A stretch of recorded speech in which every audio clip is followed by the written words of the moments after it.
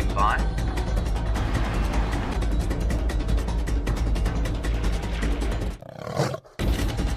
5, 4, 3, 2, 1. You are live, you are live. Good morning and welcome on another crisp and beautiful winter's morning here in the African bush. You are on a live safari experience here on Djuma, Arathusa and Cheetah Plains Game Reserves in the Sabi Sand in the Greater Kruger National Park of South Africa. I have the coolest story to tell you about these elephants, but let us get introductions out of the way first. My name is Jamie, and this morning I have Dave on camera with me. Brent is out and about with Gerrit, also known as Carrot, because apparently the Afrikaanse G is a little bit hard to grasp.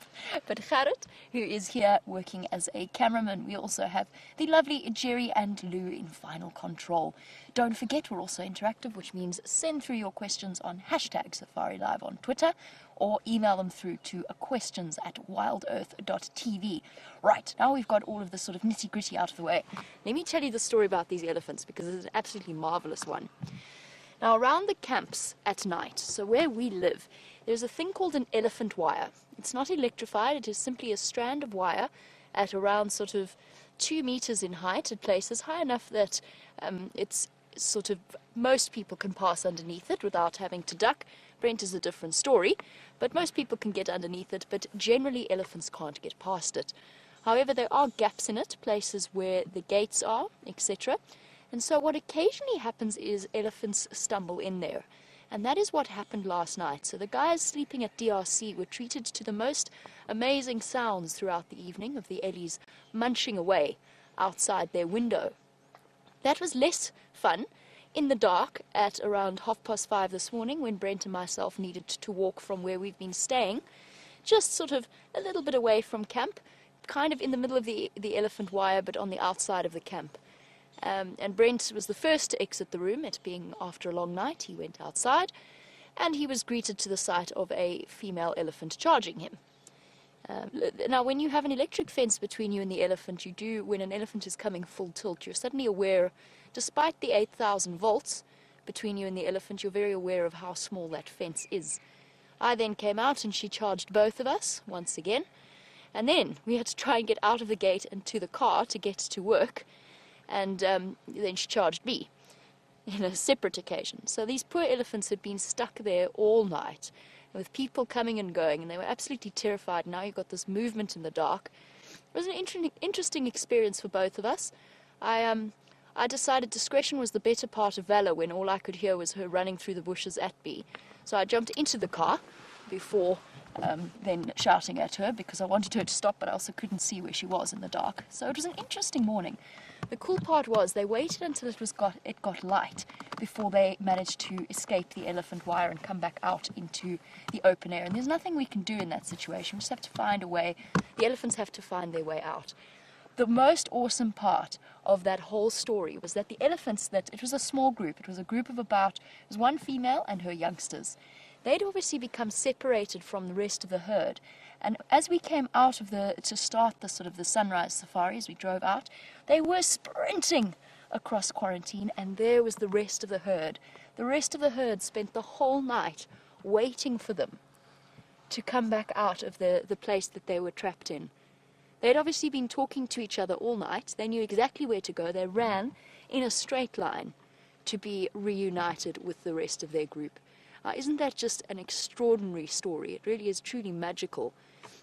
And you could almost sense the relief on the elephant, or on the elephant's body language, as they went racing across to join the rest of the family. A wonderfully uplifting story for our morning. And of course, both Brent and I are quite happy we're in one piece as well. I mean, it was not terribly dangerous, at no point were we terrified, but it was uncomfortable, I think would be the best description.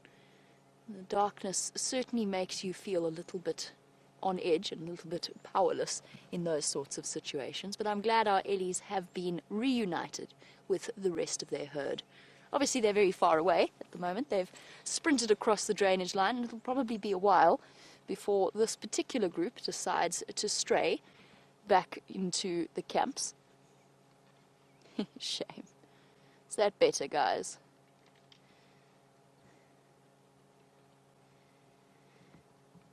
Very, very special moment from the elephants of Djuma. We get caught up in our cat stories, naturally, because we get so familiar with our characters.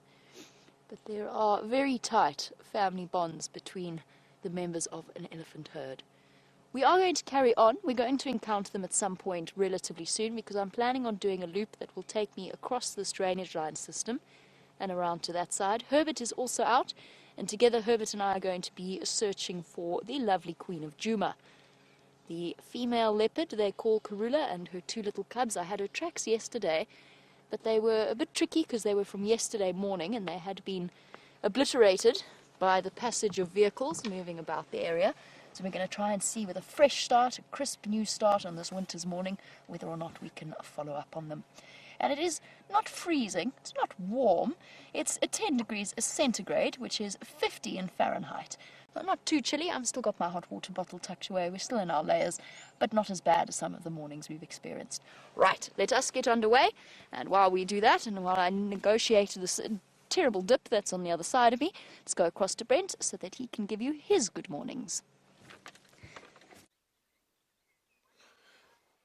Welcome to a bitterly cold Djuma private game reserve. We've been tracking male lions all morning, and we've just arrived at Buffelshoek Dam, and the hippo has decided it's time to leave the water, and he's walking due east towards the rising sun. Well, the sun hasn't quite popped over the horizon yet, and you can just see his big bottom. There it is, disappearing. Now we've got tracks of 3 male lions. They've been more or less heading east. And I've just got tracks of a lioness as well. And the lions have been sleeping on the dam wall. And how I can tell that, if we look over here on the ground, there's a fresh patch of urine. Sorry. So there we go. There's that urine patch. There's the urine patch. And that's from the lions. And you can actually see where they've been lying as well, a little bit further to the left. So around here, you can see how the sand is disturbed. So we're going to try to figure out which way these lions have gone from here. There's tracks of a lioness going in the complete opposite direction, but the males seem to keep going sort of east and south. So let's just have a quick look. See if we find tracks anywhere.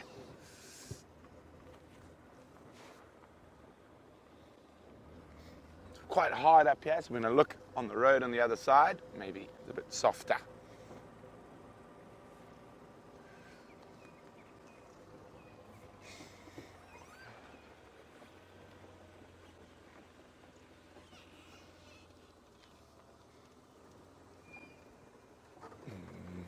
What have we got?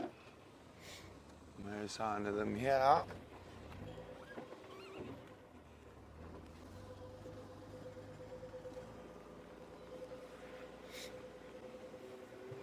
I'm going to keep checking towards the eastern edge of our traverse area, cheetah cut line.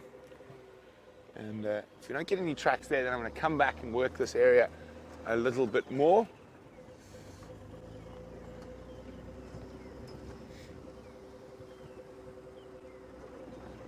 Remember, we're on a live African safari. You joining Khat and myself, or Carrot and myself, as we track lions through the African bushveld. And if you want to ask any questions, you're more than welcome to use the hashtag SafariLive on Twitter or the email address questions@wildearth.tv.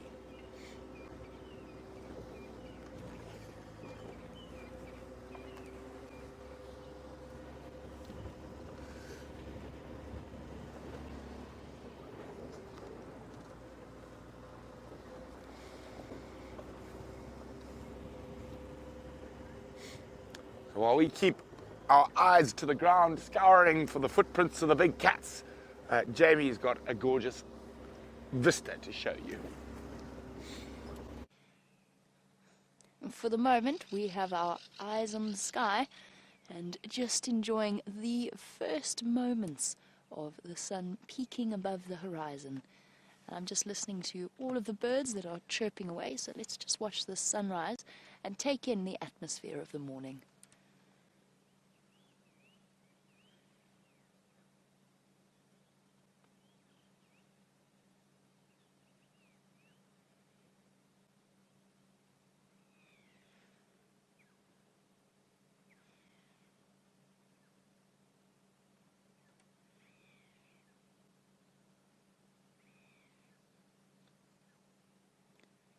Mainly the crowing of the black-headed oriole to provide the soundtrack to the sunrise this morning.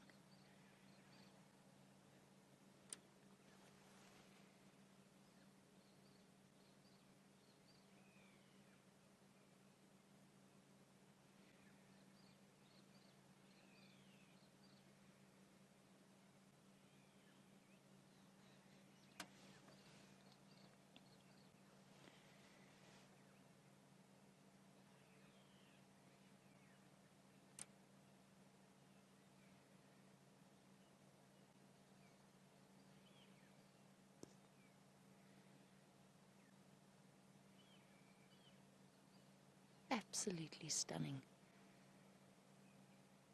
And even now, after many years of living in the bush, I still get that childlike excitement at this time of day. You don't know what the day has in store for you yet, and it always takes me back to those bright and early mornings whenever my parents took me to the Kruger National Park. We didn't often stay inside the park, so you'd get up long before dark to be there in time for the gate opening, and then you'd watch the sunrise from inside the park. And it was just one of the most exciting times when I was a child. And I think those memories have stayed with me pretty much constantly. The smell of a crisp winter's morning and the feel of it, because we always used to go in winter, always brings back a fresh burst of excitement.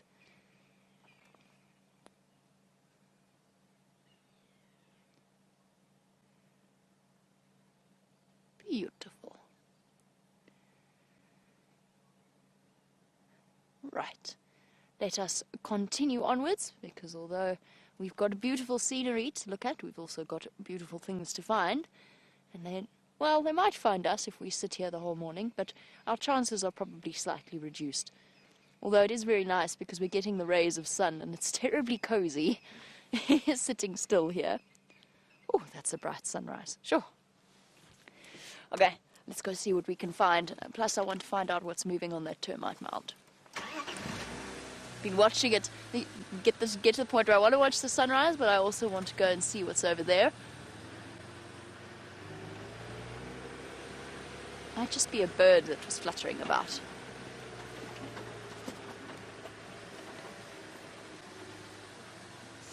It's a kudu. It is a lovely kudu. That's what's been moving on the termite mound. And isn't she? Look, I know we're very far away, but she's truly beautiful. She is on that termite mound to the right of the tree. Here we go, Dave. Thank you. Isn't she lovely?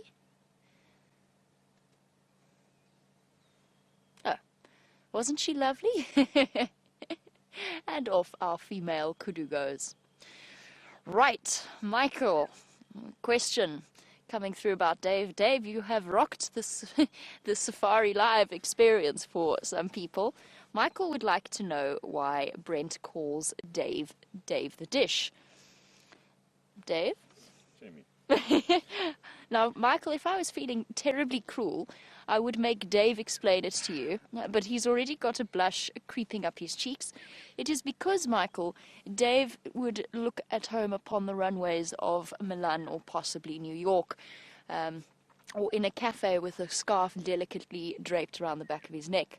However, as I have introduced as a concept before, with his wonderful mop of beautiful curly hair that is down to his shoulders, Dave is a most handsome man. He is also a very gifted cameraman. It's a pleasure, Dave. And I refuse to objectify Dave, which is why I do not call Dave the Dish. I will call him Dazzling Dave or Daring Dave. because the name Dazzling Dave came because he recorded the first and only live zebra birth before with James. Now that is the first time that has ever been seen on any kind of live show. And the collective noun of zebra is, of course, dazzle. So hence Dazzling Dave. So Dazzling Dave I am prepared to stoop to. But if you ever catch me calling him Dave the Dish, well, there's something wrong with me. Not that I don't think you're wonderful, Dave, but yes, exactly. So that, Michael, is the explanation behind the nickname Dave the Dish. There is an entire song about it. I refuse to learn the lyrics. Let's put it this way. Also because it's to the Gummy Bears theme tune, and I feel that's distinctly unfair to the Gummy Bears.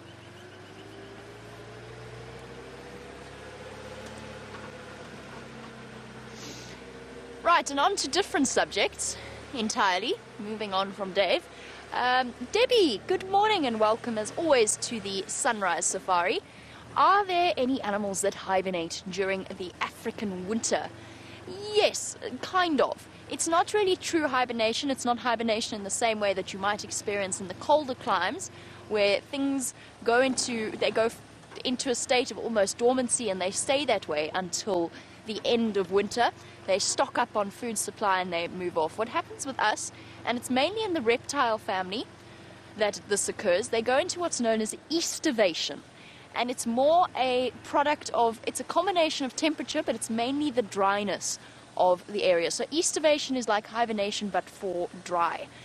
And the reptiles go into the state of dormancy. Their metabolism slows down almost completely, and they essentially sleep.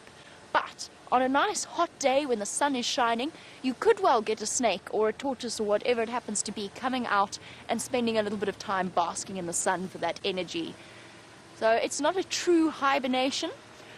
Some of the insects also go into a state of dormancy as well, and they can, as you know, some insects can survive for up to 17 years before they pop out. But most of that isn't really hibernation, it's in their larval form, while they're waiting to pupate and become the adults that they will be during the summer rainy months. Now that's essentially our hibernation, and it doesn't even apply to all of our reptiles. So the crocodiles can't really hibernate or estivate, but they don't eat very much. So they spend a lot of time basking. They don't expend much in the way of energy, but they generally don't consume all that much food during the winter months. It's a different kind of approach to the animals out here. And of course, our temperatures never get all that low either. I mean, we moan about it because we're South African and it's our job to moan about the cold. It's like a national sport. But it doesn't actually get that cold here. It probably never goes much below 32 degrees Fahrenheit or 0 centigrade. Whilst we do moan, we are aware that there are places where people survive much colder temperatures. Right, we're going to continue on searching for many things. We're going to utilize Dave's sharp eyes to help us find things. While we do that, let's go across to Brent and find out what his update is on those lion tracks. Now, unfortunately, tracks of one of those male lions we're following has crossed over our eastern boundary, but there are lots of lion tracks in this area. I thought we'll have a quick look at the lion cub den. And remember, if Mom's not here, we're not going to stay.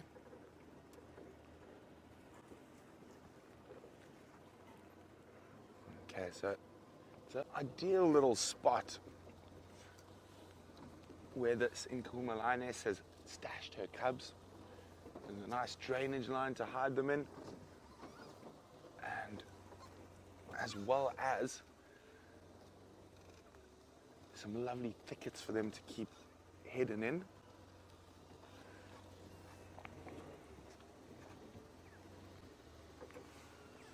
Okay, the cubs are still there. Mom is not there.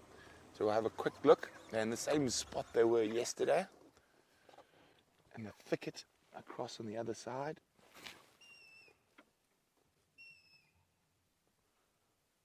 Now it's possible Mom has been and gone during the night. A little bit to the left. Oh, there we go. There we go. There we go. There's still 3 little cubs there.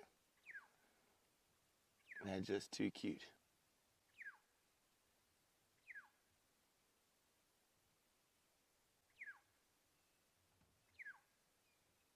Oh, look at that.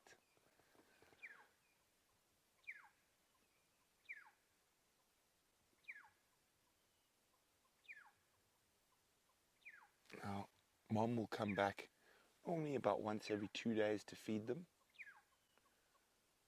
And I think she will be moving this den site in the near future. And you can see the little cub spots that lions have to help them remain hidden.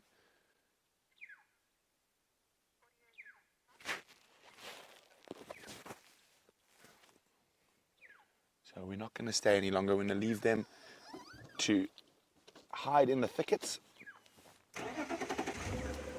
And hopefully on the sunset safari, Mom will be back.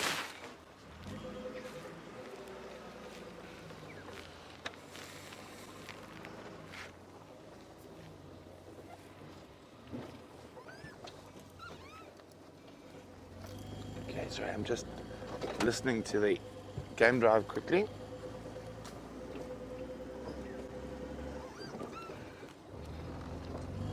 Okay, so we're going to leave this area now. I'm going to keep checking down cheetah cut line.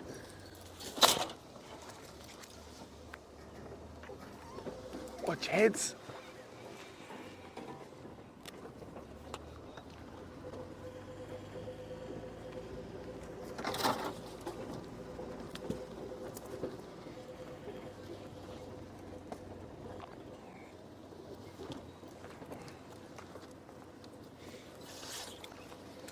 Hi, Michael. Welcome to the chilly Juma Private Game Reserve this morning. And Michael would like to know, would the lions ever try kill that hippo if the opportunity presented itself, or would they leave it alone? Definitely, Michael. So definitely as this draft gets longer and longer, and that hippo might start losing some condition and make it an easier target for the lions, so they might definitely try.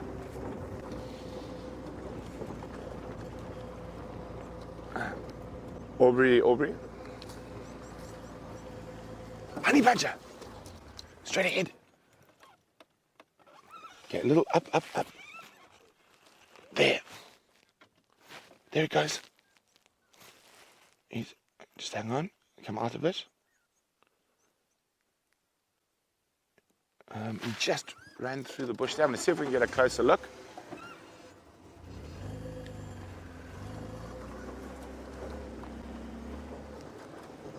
Okay.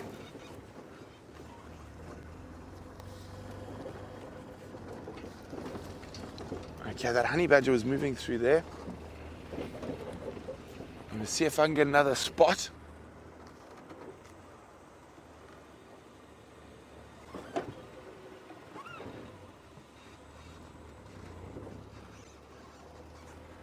There it is. Okay, I know. I'm going to move around to where I think we can get a better view. So I can still see it just jogging through the bush.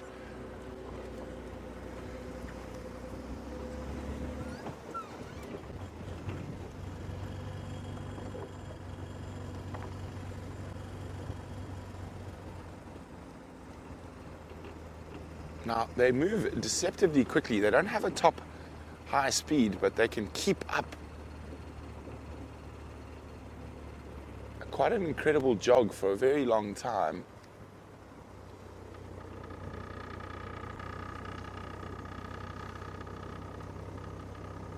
Where's he gone now?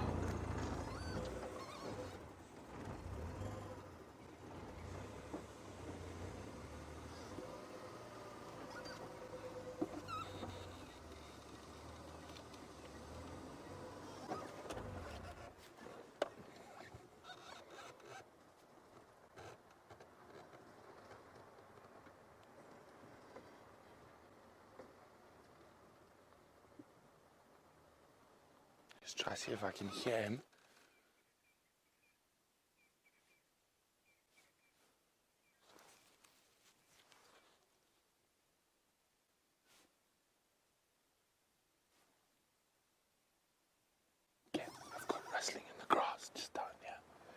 in the leaf litter. Might be a little bit behind us. It's quite thick here.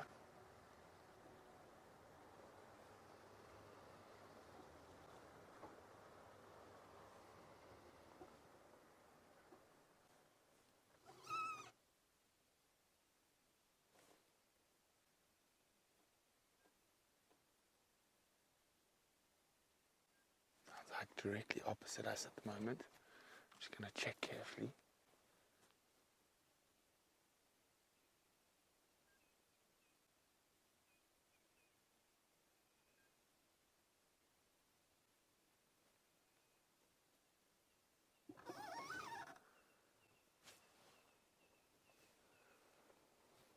Come on, pop yourself up, Miss Tiny Badger.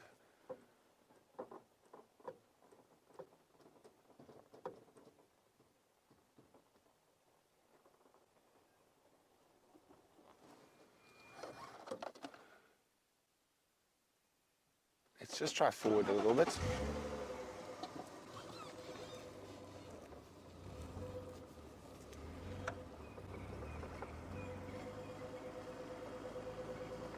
Okay.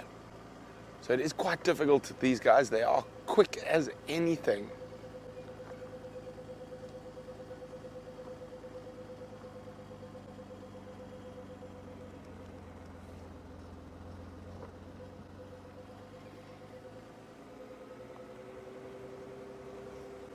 I'm going to check further forward a little bit, and maybe we'll loop down onto the fire break and come down slowly. But I think it's in these round leaf teak thickets somewhere.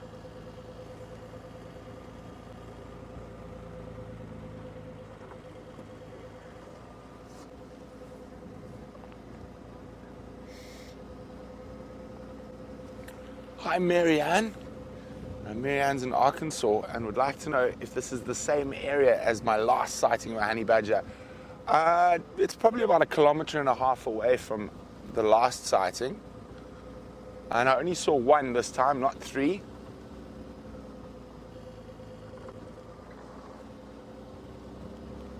Okay, what we're going to do is get onto that fire break and we're just going to scoot down.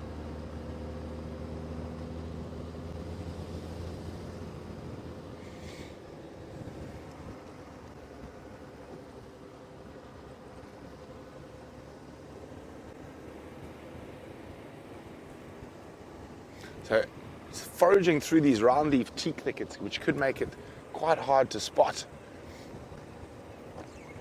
And hopefully it hasn't moved off too far.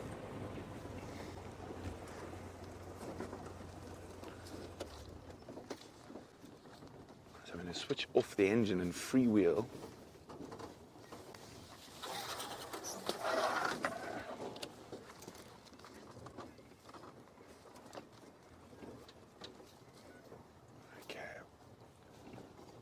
Keep checking both sides of the road.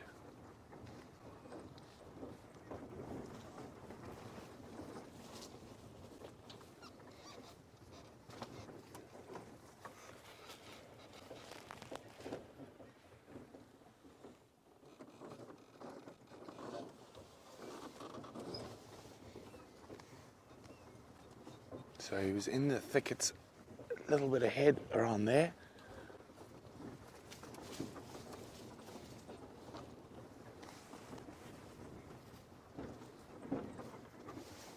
It's going to stay with us for a few more seconds. If we spot it, it's going to be in the next 15 or 20 seconds. Otherwise, it might have done a disappearing act on us. Could have gone down a hole, could have changed direction. Just want to get past this termite mound ahead of us.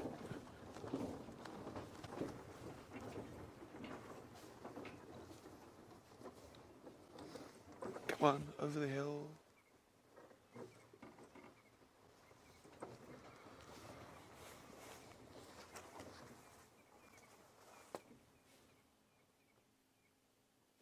Oh dear, looks like he did a disappearing act. But as I said, this drought, we're going to start seeing more and more of these little creatures. So we're going to continue on, see what else we can find. And Jamie's got probably one of the strangest looking antelope in the world to show you. one of the strangest looking antelope indeed, and in fact I think one that even is put upon the ugly 5 list traditionally. There's t-shirts and such on sale in the Kruger National Park with the ugly 5. Personally, I feel as though this is a most undeserved, yes, exactly. See, I'm on your side. Most undeserved reputation to hoist upon our blue wildebeest, particularly when you see them in the glistening morning sunlight with their rippling muscles. I think they're actually quite attractive looking antelope. But that's just me. I can sort of see, though, where that impression comes in, since they don't look so much like antelope as they do cows. They look like an antelope crossed with a cow, and they're not. They are true antelope related to the hartebeest and the tsetse back in their evolutionary line, and an antelope designed for speed and stamina, although they utilize that a little bit less out here where we don't get the massive migrations of wildebeest. This is our male of the Zoe balanites region, so we see him here all the time. This is his territory that he marks regularly with middens and scent marking from his pedal glands or interdigital glands between 2 hooves, 2 halves of each hoof. That makes more sense. And the glands around his face, his preorbital glands. At the moment, though, not much territorial marking going on. The breeding season for wildebeest has passed, and if he has been successful, his time is over, and he's just got to wait until the ladies return back to him around the May-June time next year. He can concentrate on making the most of whatever grass shoots and he can find. We're in this area, by the way, and it's a nice opportunity to just stop and listen, because Herbert has found fresh lion tracks coming into this block, male lion tracks. He might be on his way to join the rest of his buddies. So that's why we've stopped for now, and it gives us a perfect opportunity and actually a really nice vantage point to enjoy the beauty of the morning and also to listen for any sounds or alarm calls that we might hear. Something else in there, but I think, oh, it's a zebra. It's a zebra. And to try and describe it to you, if we go straight through there, you got him. Hey, well done, Dave. Straight in there. There you go. There's a zebra. I could see movement. I just couldn't quite work out exactly what it was. So there we go. 2 animals in 1 sighting. Just goes to show if you stop and look, the more you'll see. Might not be a honey badger, but it is a different black and white animal. Very common to see them together with wildebeest. They utilize the different parts of the same grass because they have different digestive systems.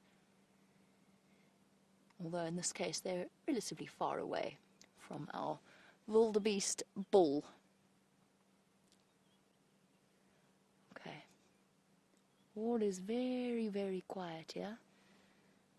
So perhaps our male lion has started to move on. Our wildebeest is enjoying the morning sunlight, so we'll take one last look at him before we move on.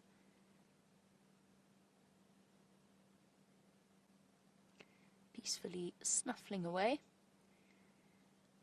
And when you see them like this in this sort of light, you can actually see the brindled nature of their coat. And those stripes are actually stripes. You don't see them necessarily when the sun is up, but at this sort of time of day,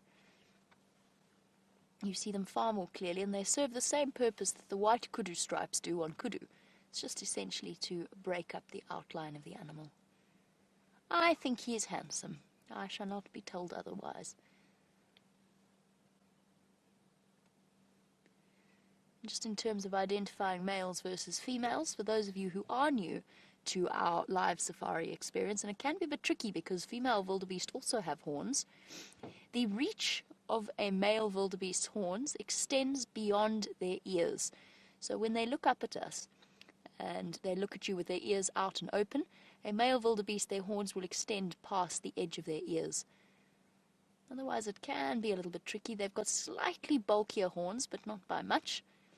And then of course the usual way of identifying male versus female is also apparent if you get a good view of the wildebeest. But there you can see it's not all that clear as he moves out into the open. So the best way is to have a look at their faces, and the males have faces with black extending all the way to the base of the horn.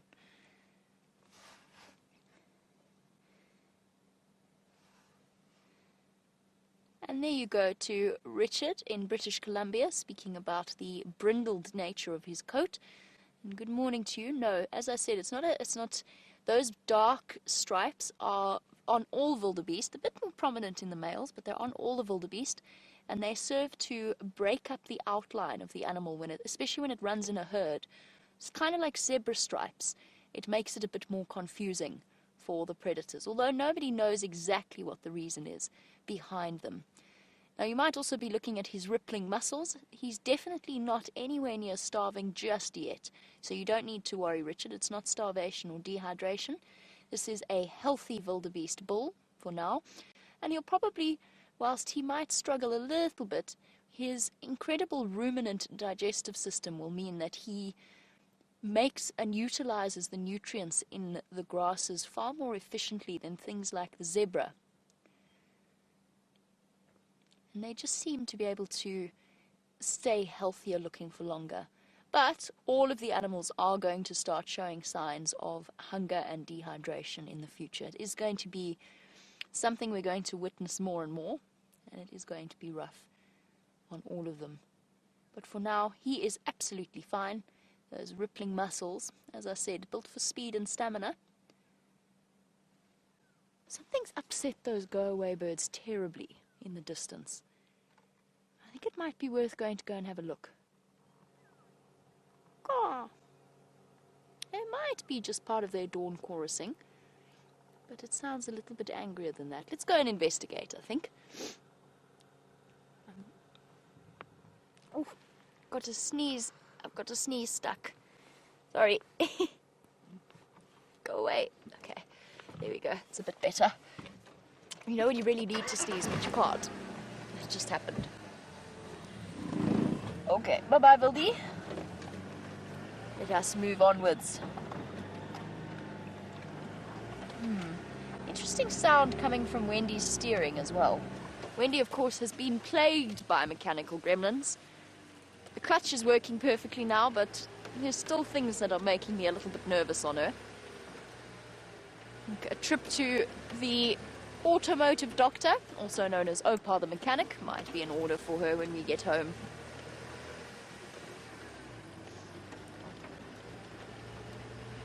Right. Onwards south down Zoe's. Let's see if we can't find something there. Herbert is, of course, hot on the trail of this male lion. He thinks this male lion's gone to sleep somewhere here in the block. I think there's a chance he might be moving to go and meet up with the rest of his crew, the rest of the Birmingham boys. They have been not split up, but they do often separate in order to maintain and patrol their territorial boundaries. So they have been separate from each other relatively regularly. It sounds like 3 of them were in Manyaleti sometime yesterday, but they're moving back south and into our area. So that's the place to the north of our Traverse area. In fact, to the north of the Sabi Sand. It is a different reserve entirely, but all open to the Kruger and surrounding areas.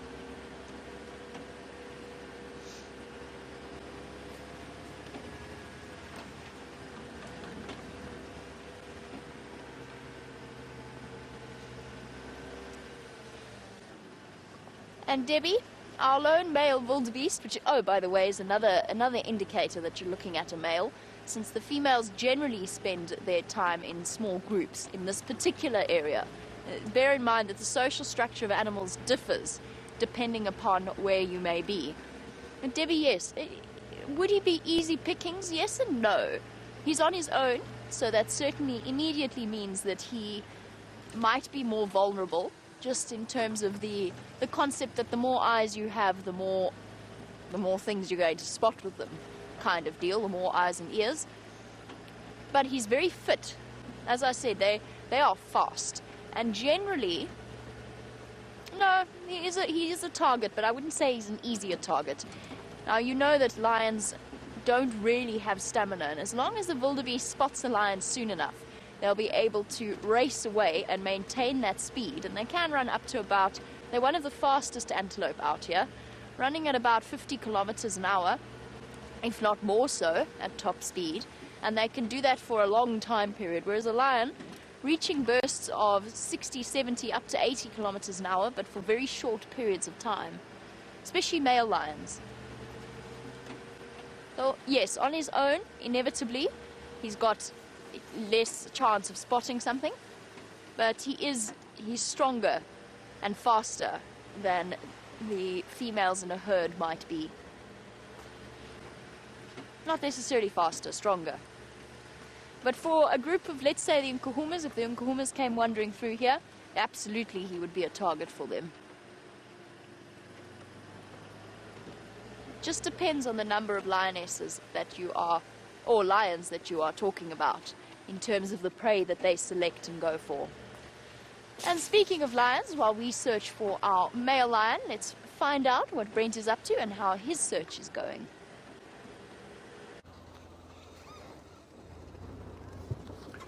We continued on down the eastern edge of our traverse area.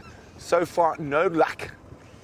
Just that one set of male lion tracks leaving the area.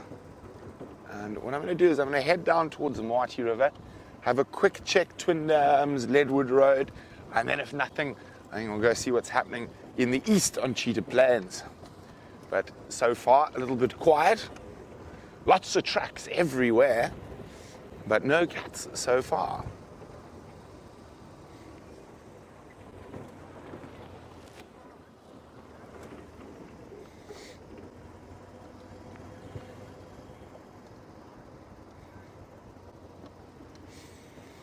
Hi, Tomas. Tomas is 9 years old and a new viewer, so welcome to Safari Live, Tomas.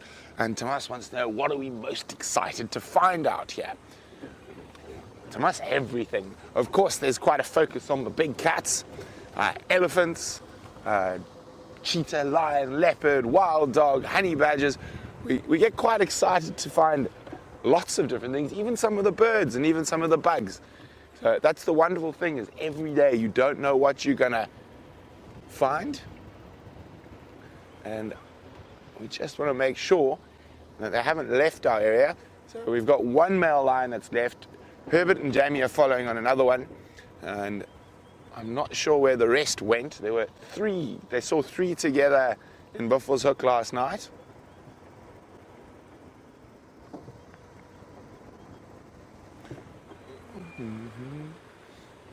We just want to check carefully.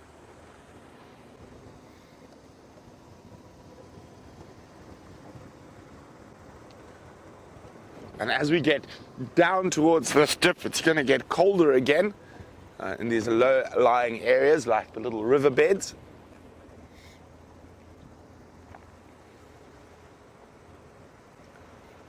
So just want to make sure Karula hasn't snuck through this area.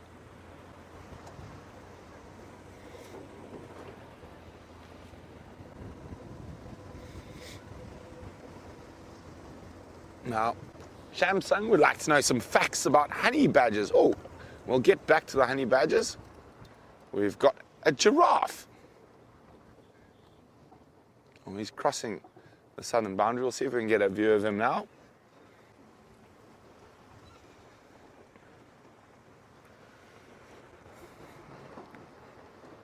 Okay, it looked like a big male. Just wondered, oh, looks like two males. There could be a little bit of pushing going on here.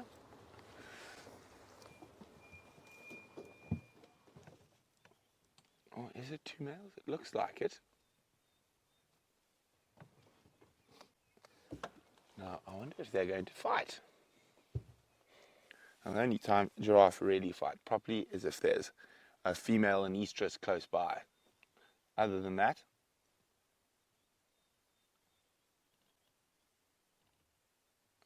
they're young males, I mean adults, but still quite young.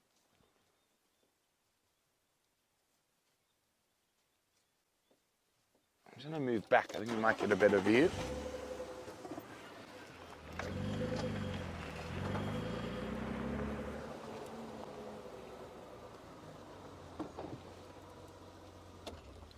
go.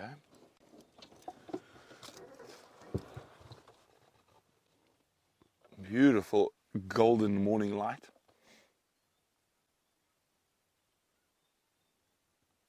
The one at the back seems to be a little bit bigger. And not a little bit, quite a bit bigger. You can see he's taller, thicker in the neck.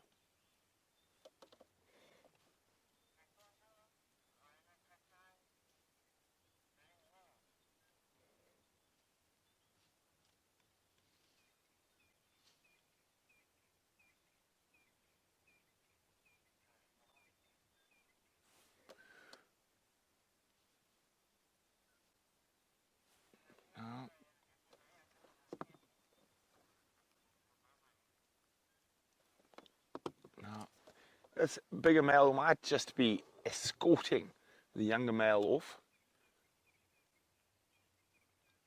Unfortunately, they are moving out of our traverse zone. And I don't think that's the last view we're going to get as he disappears behind the bushes. So back to Shamsun's question about, can I tell her some facts about honey badgers?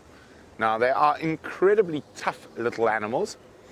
Now, they have very, very loose skin, and that enables them to sort of almost defend against attacks from lions and other predators. Most animals just give them a fair distance.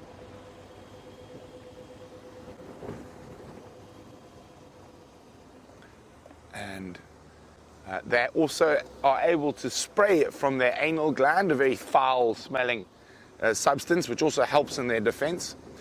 Now, they normally live solitary lives in territories that they'll defend against other honey badgers. And the only time when you see like 3 honey badgers together, it's normally a female and her offspring. They don't live in the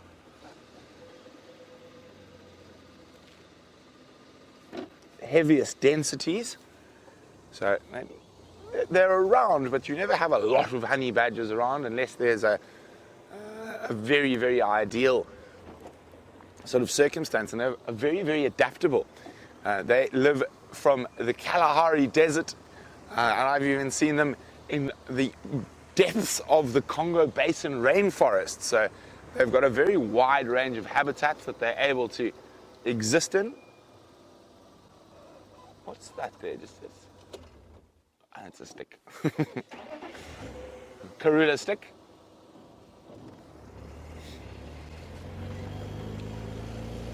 Oh, cold in that dip.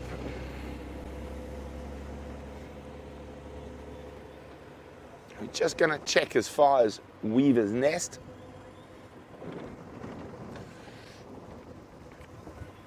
Hi, Carol. Carol would like to know, how big would one honey badger's territory be? Now, Carol, it completely depends on the area. That's not what we want to see.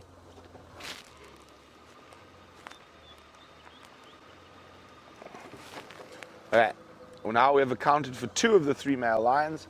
He has crossed over our southern boundary. So I think I'm going to turn around here and start heading for Cheetah Plain and see what's happening in the east. So, Carol, it all depends. It can be anything from about 20,000 acres to 5,000, 6,000 acres. It all just depends on food availability, territory, and densities of other honey badgers. So obviously in food-rich environments like the rainforest, their territories are quite a lot smaller than out here. Now, I'm not 100% sure on the average honey badger territory for this area, but I will try find out. I should have that information with me here somewhere.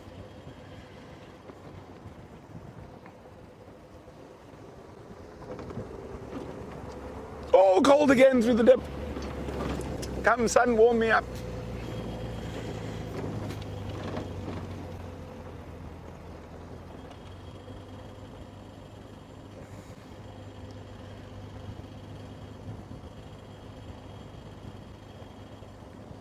Okay.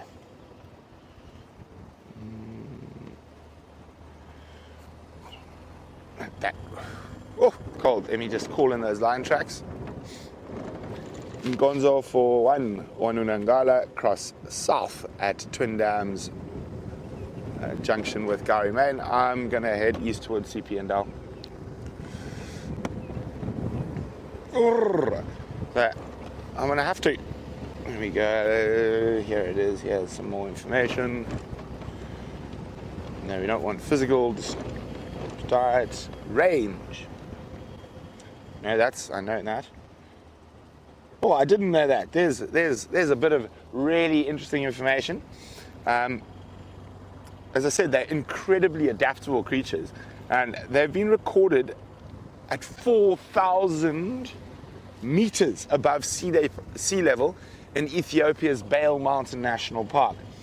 And outside of Africa, they occur through Arabia, Iran, and into Western Asia, to Turkmenistan and the Indian Peninsula. I did not know they weren't that far, but there you go. That's a bit of interesting information there. I'll have to read a bit more carefully just now to find out what the exact home ranges are in this area. There we go. And they're quite long-lived creatures. I'll read a bit more just now when I have a chance. They can live for about 20 to 24 years in the wild. But Carrot and I are going to head towards Cheetah Plains, so while we do that, let's go see what Jamie's up to.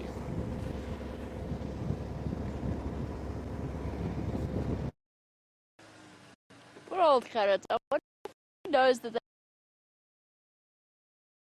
they're WildEarth.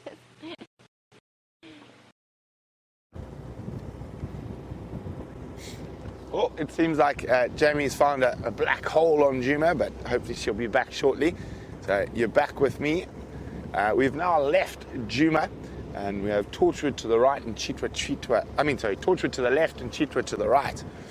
Now, I'm sure a lot of you have heard that update that Tundi, Shadow's sister and part of Karula's first litter, has had a single cub, and it is living under the Chitwa room deck, which is not too far from here. So we might see Tundi out hunting in this area as we make our way towards Cheetah Plains.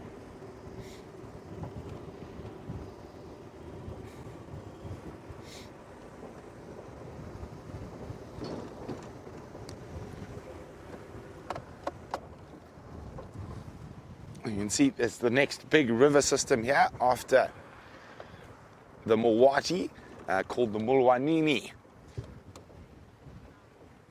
And it is a spot where I have a black hole in signal, but fortunately Jamie is back, so while I go down the hill, let's jump back on board with Jamie.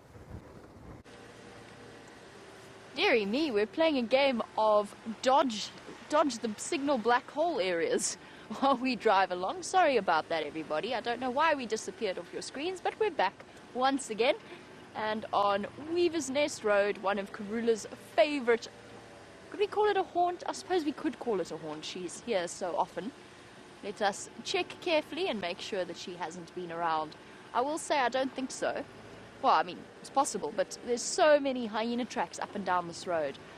And just on the subject of our lovely hyenas, I've checked every den site now, both on and off air. And it really does seem as though our hyena have moved off the property. I don't know where they've gone. They still come around during the evenings. They're obviously still moving through Juma, but we don't know where their den site is. We've checked all of the regularly used ones, and they appear to have disappeared. So there you go. That is for I Walk in the Rain. And for many others, I know that you all enjoy a good hyena sighting as much as I do. And unfortunately, it's just one of those things. I think we're just going to have to wait until they decide to return back to us. They have moved away for now. They'll be back. Never fear, they will be back. But we're just going to have to wait and probably just have chance hyena sightings around the place.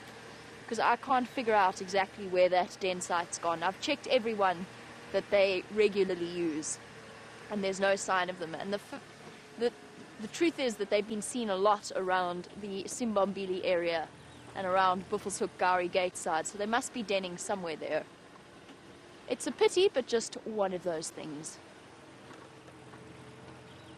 We're constantly on the lookout, and never fear, we will keep checking to make sure that we haven't missed them or that they haven't returned once again to our shores, if we could call it that. Okie dokie. No sign of Karula in this area. We're going to keep checking around Treehouse Dam. Herbert's on the male lion tracks. Actually, speaking of Herbert, I do just want to chat. Whoops. Wait for my opportunity to chat to Herbert on the Game Drive comms. The guys are busy following up on lions outside of our Traverse area, but I still think there's a male somewhere in here.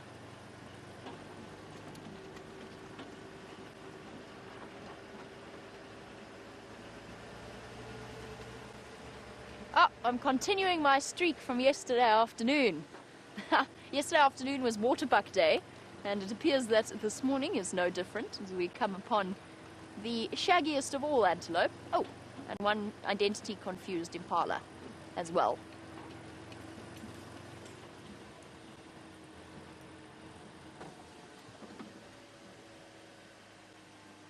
Hello, guys.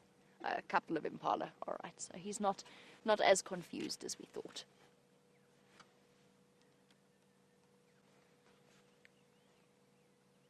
Gives us a really nice comparison of the size difference between an impala, full-grown impala ram, and a waterbuck cow.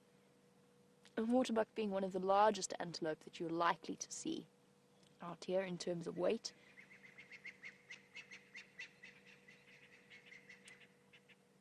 Very upset, Franklin.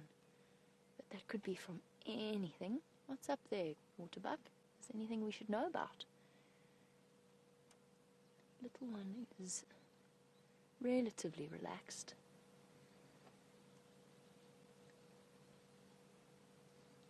Lots of waterbuck calves around. They are definitely so cute. I think this is the same group from yesterday that we saw up towards Philemon's cut line.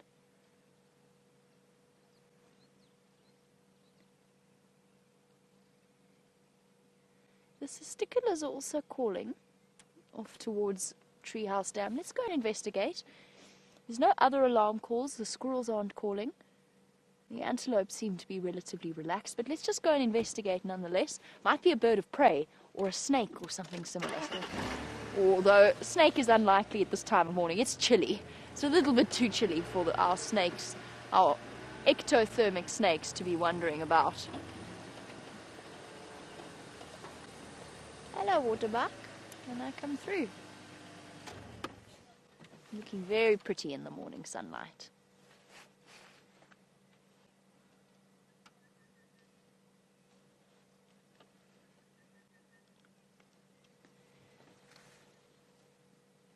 Just stopping to listen to the various sounds of the bush.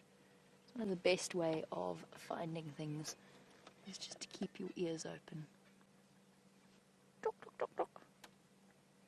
Franklin's not happy. But the antelope clearly completely relaxed. Very often it's worth taking one's cues from the animals around us. They seem content and relatively relaxed.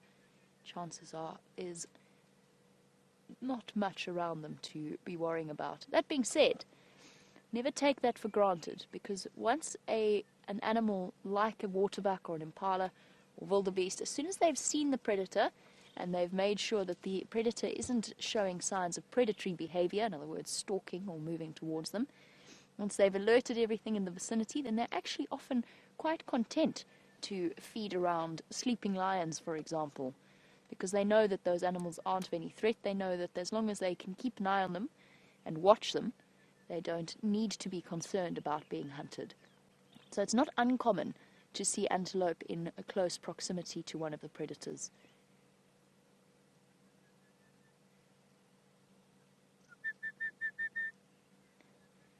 Orange-breasted bushshrike.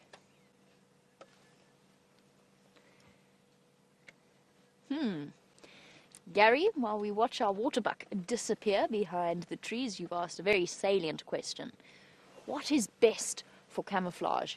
Is it spots, stripes, or plain colour, or is it this amazing beanie that I have upon my head? Well, we know it's not the beanie. Definitely not that. That wasn't part of Gary's original question. To me, it's a toss-up between spots and stripes. Out here, the hardest animal to see is a spotted animal. The leopards of the region, it's incredibly tricky to see them out here. And especially in this sort of dryness, they disappear totally. There could be a leopard hiding behind the bush right in front of us, and they really are tremendously tough to see. And I'm sure the cameraman can attest to that at times. Leopards, we go, oh look, there's a leopard, and they look at us and go, where? Or vice versa, actually. It works both ways. Stripes also, I mean, I'm thinking of tigers, but it's not the same environment, is it, that we live in? We're in this sort of bush woodland, and even lion cubs have spots when they are first born to help to hide them away. Now, my answer to that would be spots is the best, and the animal, like a leopard, is the one that relies most upon its camouflage, and the fact that it has evolved to have spots, I think, speaks volumes. Cheetah as well, serval, all of these cryptically coloured animals are most definitely the way to go. The stripes and the plain colours, it's not necessarily just about camouflage. It's more about breaking up the outline and causing confusion. This little waterbuck, I don't know if you've spotted it yet, but he's just started to grow his little horns. Two little spikes sticking out at the top of his head, so we've got a little waterbuck bull. And I always wonder when they grow their horns, it must itch. It must feel very funny when those bones first start breaking through the skin, because of course they're not born with them. It must be a very strange feeling when they come through. Kind of like kids growing teeth, I imagine. That's how I imagine it in my very human way. Oh, starling. Photobombed by a blue-eared starling. And gone. Such a beautiful bird. I wonder if the horns get growing pains. I don't know, these strange questions that come into one's head when you watch antelope growing up. They also grow incredibly quickly. This little waterbuck bull is probably 4 or 5 months old.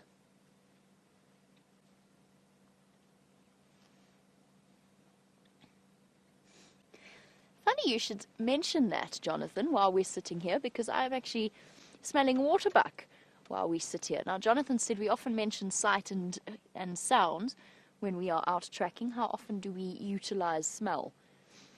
Not as often as we use sight or smell, but we do use it.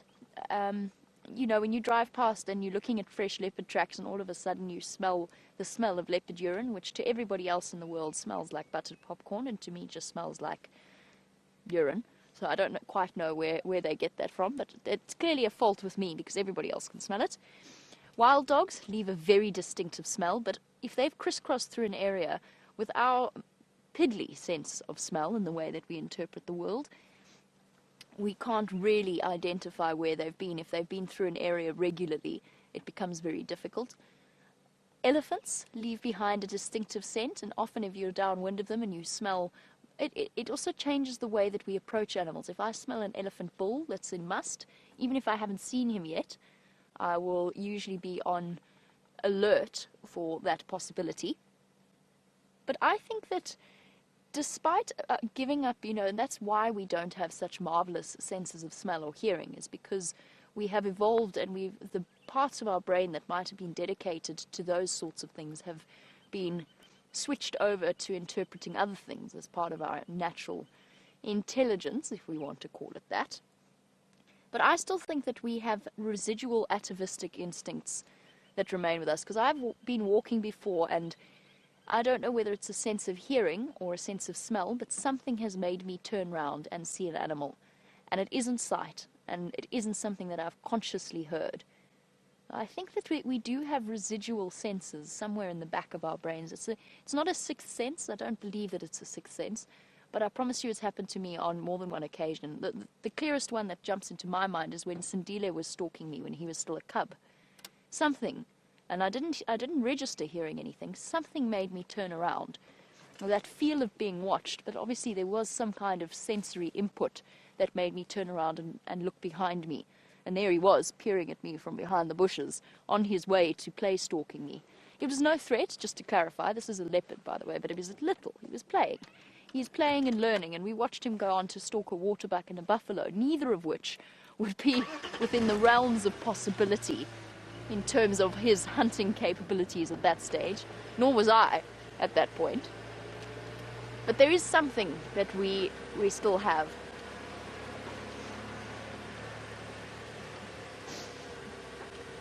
And as we move on, our waterbuck looking particularly fluffy at the moment in the cold winter's air. But Elaine, yes, they will lose a sort of an underlayer in the summer months. Just as all antelope do, they have their winter coat and their summer coat. It's not as clear to us as it might be for, you know, the easiest example being something like a bear or an Arctic fox that obviously has a totally different winter coat. Now, our animals don't go to that extreme, but they definitely do grow a thicker coat underneath their sort of summer layering when winter comes, and they do lose that when summer returns. So yes, absolutely, there is a difference there in winter and summer months. Waterbuck always remain fluffy, though. Don't get me wrong, they will always have a certain covering to them. Just an odd-shaped termite mound. Dave, straight in front of us. You see it? Is that just... It is just an odd-shaped termite mound, isn't it? In the sun. Oh, I was hoping for a surprise reveal of a leopard, but that's just a termite mound. Oh well. It looks very different through my eyes. Let's just clarify. I don't quite have the zoom capabilities that Dave's camera does. And in the bright sunlight, it looked like it could have been a male leopard surveying the area, even as a tail, from my perspective. Dave's giggling quietly. Did look like a leopard, Dave.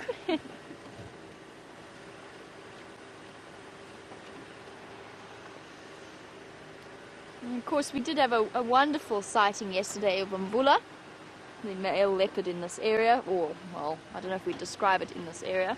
Yeah, thanks very much, Termite Mound. I appreciate that. I'll remember that next time. Obviously not a leopard. It's a bit embarrassing. Anyway, we had a marvelous sighting yesterday of Mbula mating with Shaluva. He then, according to yours, had a showdown with the male leopard known as Gijima. Since he was making a great deal of noise, as mating leopards do, and Shamsun and many others are wondering if we have an update on Mbula. Last we heard he was back with Shaluva, mating on the Hardekwil Dam wall. Sorry guys, hold off on that story for one moment. Good morning. Morning. How's it, guys? How you doing? Good, thanks. How are you? Good. Hi guys. Bye guys. Anyway, moving on. There's a leopard termite mound over there. Mbula seems to be fine. He did get quite a solid kicking, I think, from Gujima, the male leopard, from what yours has told us. The leopard fights tend to be very fast, very scary looking, and then they're over. And for the most part, unless it is a really serious altercation, for the most part, one gives in quickly and that's it. The injuries are not too severe. Mbula seems to be fine, and as I said, he's back with Shaluva mating. I suspect he's back with Shaluva mating because she didn't give him a choice.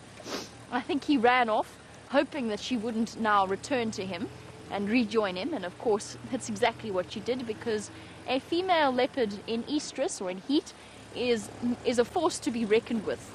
They are not easily deterred.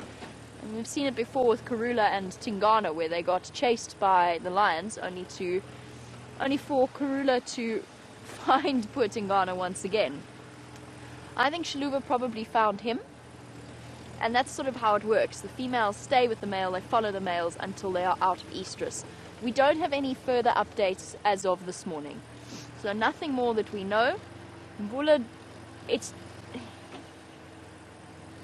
is getting older and he is starting to disperse. We've seen it in terms of his territorial movements. It's lovely that he is mating with Shaluva. I think the opportunity presented itself and he took it. It is dangerous for him though. And we don't know what happened during the night. We could hear one of the leopards, and it's probably not Mvula. When we went to bed last night, we could hear one of them rasping in the direction of Hardlekool camp, which is in Buffelshoek. And I don't know who it was. It could have been Tigana, it could have been Gajima, it might have been Mvula. It's unlikely. The conclusion that we've all drawn is that it would be a bit silly of him to broadcast his whereabouts even more clearly than he had in the mating with Shaluva. I honestly think he would have preferred to move away, and I think that she just kept hounding him, and of course he can't compete with that instinct to mate. No updates, but we'll keep you updated when we do find stuff out. I know that the guys have been driving around double checking that area. The one thing I will say is that there's no sign of them returning back south towards Djuma. Okie dokie. We have checked pretty much everywhere. No sign of our lion or our mysterious Queen of Djuma. We're going to stretch our search further afield. That's just hyena. We're going to look further afield while we do. Brent has made it to Cheetah Plains. Let us find out what is happening there.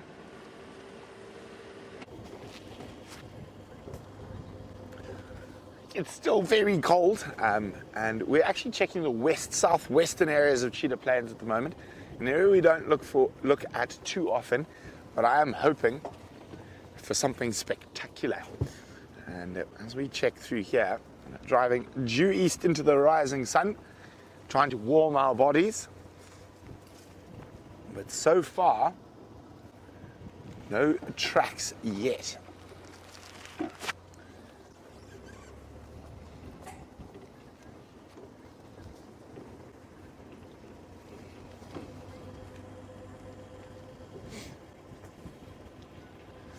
Hi, Anna Marie.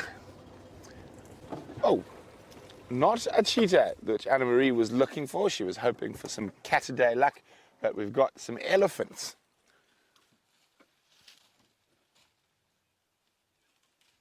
It's a particularly thick part of the world here. Now, the last time I saw Mr. Quarantine was down behind these elephants in the drainage line. It's one of the reasons I'm checking around here. Sounds like there's some more elephants on the road in a bit of a better position up ahead. Sounds like quite a big herd stretching. I can see from there. There's some more in front of us here.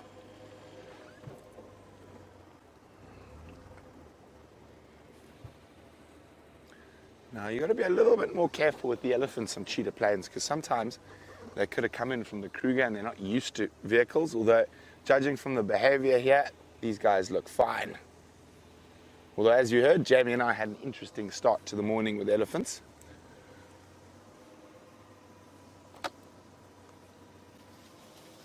Here we go. Hello, little one.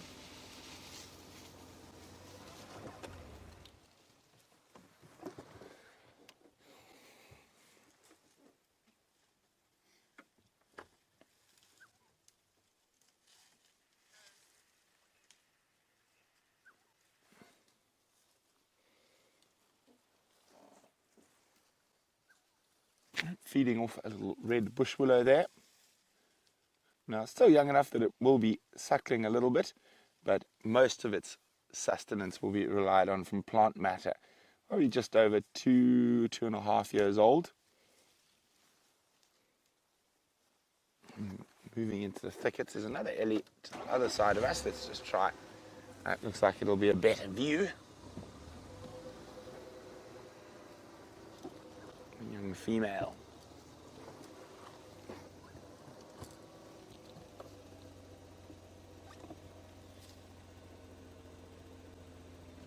Have a look if we can get a gap. Hello, madam.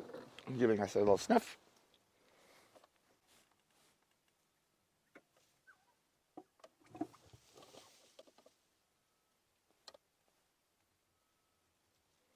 Now, also eating a bush willow, but a different type. That is a variable bush willow. Combretum calinum for the tree buffs out there.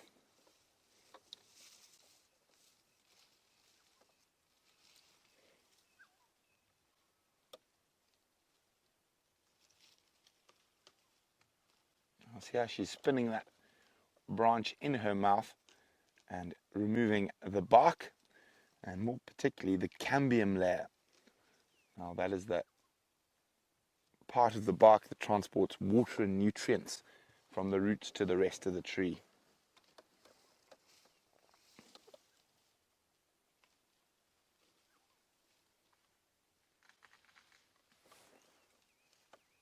We can hear the trees disappearing all around us as the ellies push them down, break them up. Looks like she's nearly got to the end of that branch.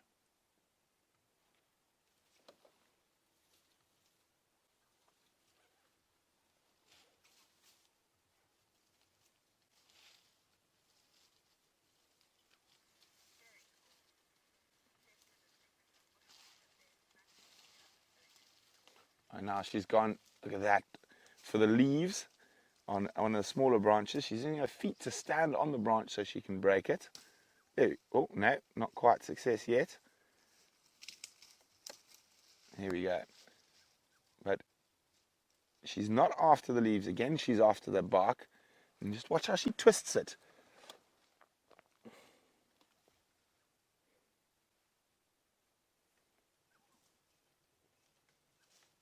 No, not too much to eat on that one. Discarded. Now, Steph was showing you what an elephant does on bushwalk a few days ago. And now you see an elephant doing it live.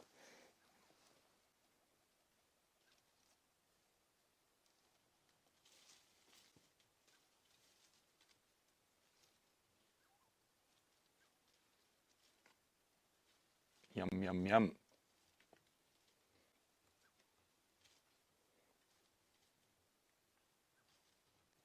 If you're an elephant, if you're a human being, I wouldn't really recommend the eating of Combretum calinum.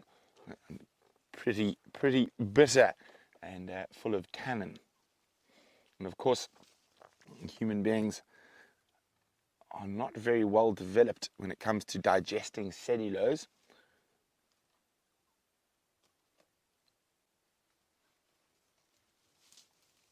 Oh, and off she goes. And she's going to join the rest of the herd that have moved into the river system behind us. And we're going to keep heading towards that 3 in a row pan. See if there's anything happening around the waterhole.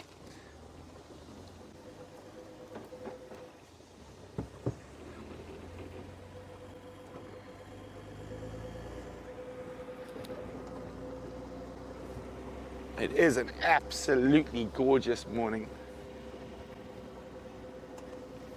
Oh, just listening to the radio for a second. Ah, yeah.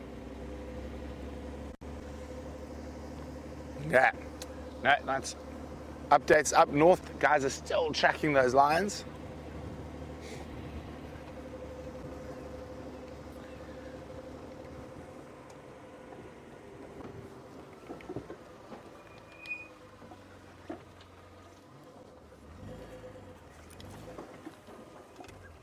There's a woodpecker. I just heard the pounding. You see him there? Oh, I can't really point with my gloves on. Look at that. So let's see how good our birders are. Who can tell me what species of woodpecker that is pecking on that dead knobthorn tree? If you know the answer, questions at wildearth.tv or hashtag Safari Live on Twitter. What species of woodpecker is that? Well, if the big cats aren't around, I think we could definitely do a little birding session down here on Cheetah Plains this morning.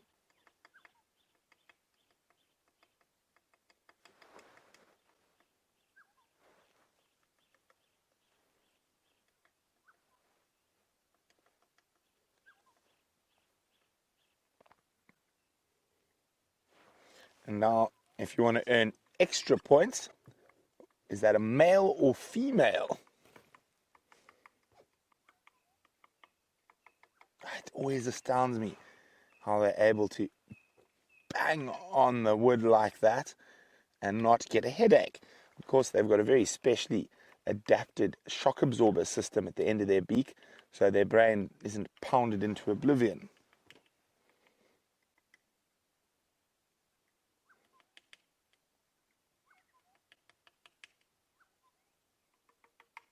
Oh, listen to how loud that is.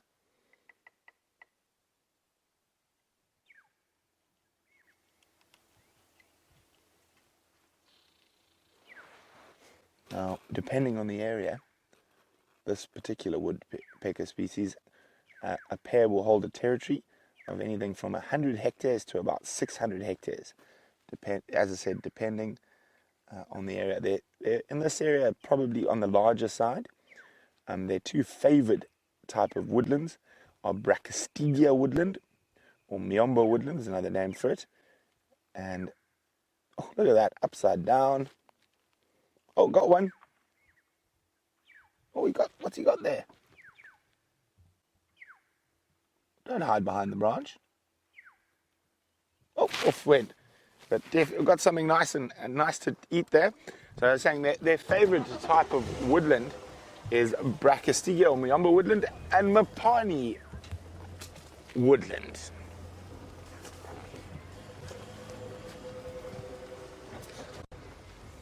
Well done, Siberia and Michael. It is indeed a female bearded woodpecker. The males have a nice little red spot on their heads. So there we go. As you can see, the sun is a bit difficult today. There we go, you can see the male's got that red crest. It sounds like quite a nice bird party on here. I can hear a grey-headed bushshrike. You should be able to hear that. Sometimes referred to in Afrikaans as a spookvoël, a ghost bird. Early misty mornings in the forested areas closer to the mountains, they call incessantly like a ghost in the mist. A bit far off the road. Well, we'll see. I think let's go see what birds we can find. And often when I go looking for birds, the big cats just seem to pop out.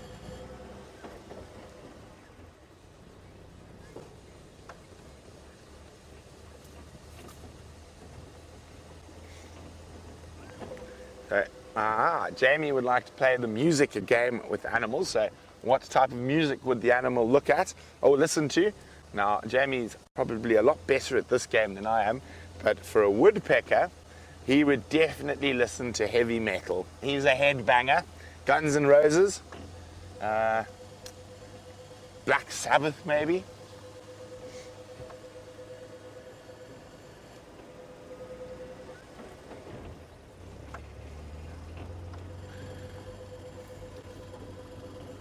Okay, so we're going to keep checking around here for anything we might be able to find. While we do that, let's go to Jamie, who's got another type of feathered friend.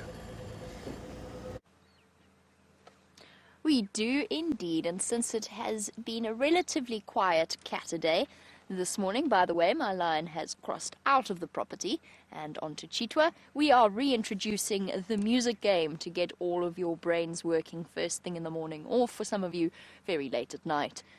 So, our guinea fowl in front of us. And Brent, I think, was quite right about our head-banging woodpecker. What on earth would a guinea fowl listen to if animals listened to music? Oof, I am struggling with this one. Dave, any suggestions? I think something Something folky. hokey? Perhaps. What about country music? Maybe a little bit of country music for our guinea fowl first thing in the morning. We need all of your help to play this game because last time we played it, we had the best suggestions coming through from the viewers. One of my favorites was The Wildebeest and the Lion Sleeps Tonight being their favorite song. What does that sound? That's the sort of standard guinea fowl. Is there a song about forgetting, about being forgetful? Because I always feel as though guinea fowl have incredibly short-term memories. The reason I say that is because we sat in this area, right actually where we're sitting right now, with Tingana and a group of foraging guinea fowl doing exactly what they're doing now. And what they would do is they'd walk up to him, they'd see him and go, da, da, da, da, and give their alarm call, and then immediately start feeding again. And they were circling him the entire time, and every now and again one of them would look up and go, ah, leopard, and then get distracted by the seeds and go on back to feeding. It was hilarious to watch. I was a bit concerned at one point for their safety, but Tingana didn't seem at all bothered by their presence. And perhaps if there were a song about memory loss, that might be the way forward with our guinea fowl. But I think Dave's right. Perhaps a little bit of country western would be the guinea fowl's style as they pluck away at the seeds. What do you think, guinea fowl? Nope? Okay. And of course we're all accompanied at the moment to the soundtrack of the work being done to improve the dam wall at the Vuurtela Dam. So if you're hearing heavy machinery, that's not the standard soundtrack of the African bush in the morning. It is something for us to listen to. I've spied a plant. A fascinating plant. Let's go forward a little bit. I learned this on my job interview. And it was one of those moments. You can imagine how nervous one gets doing a WildEarth job interview. You've got to be on camera and everything.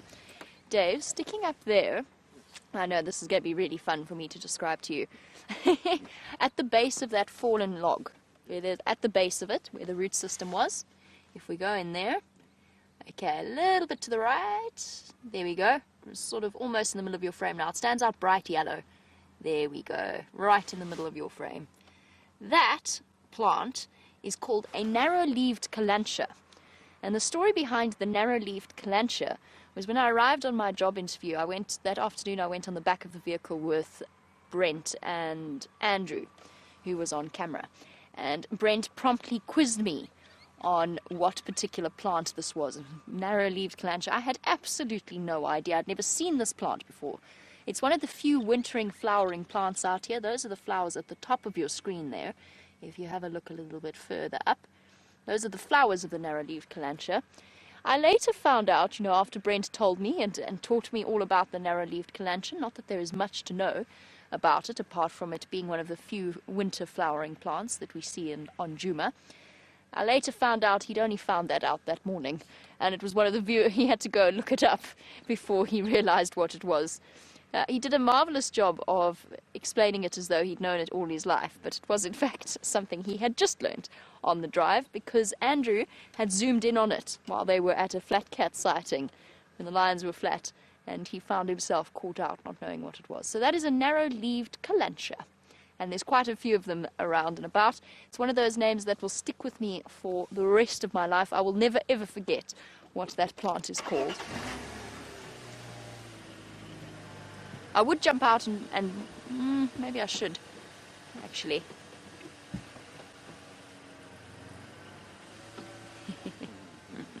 I think Miss Lynn is absolutely right that the guinea fowl might perhaps... Sorry, everybody, I'm going to remove my hot water bottle from inside my jacket. Miss Lynn, the guinea fowl would listen to the chicken dance. Absolutely. Something similar along those lines, I think. All of those ridiculous YouTube songs, those YouTube ridiculous things that go positively viral over the years. That is what I imagine guinea fowl listen to. I feel as though they know all of the words to all of those ridiculously viral things. It's going to bring you back some flour. And part of the flour, it's now the seed pod of the calantia. It's unfortunately died due to elephant activity, although the elephants don't tend to eat it. But there you go. This is what the seed pods of a narrow-leaved calantria look like. They're now dead, very sadly. But it is a beautiful, it takes on an almost reddish colour when it does start to flower. And you'll see them more and more as we continue on into winter. Okay, just a quick instruction since we're out and about. And because all of our animals appear to be, for now, trying to escape Dave and myself and moving off and away from our boundary. So the tracks that Brent found of the lion crossing out and south, that was our lion that we've been tracking all morning. He did a big loop and then went in the opposite direction and went back south again.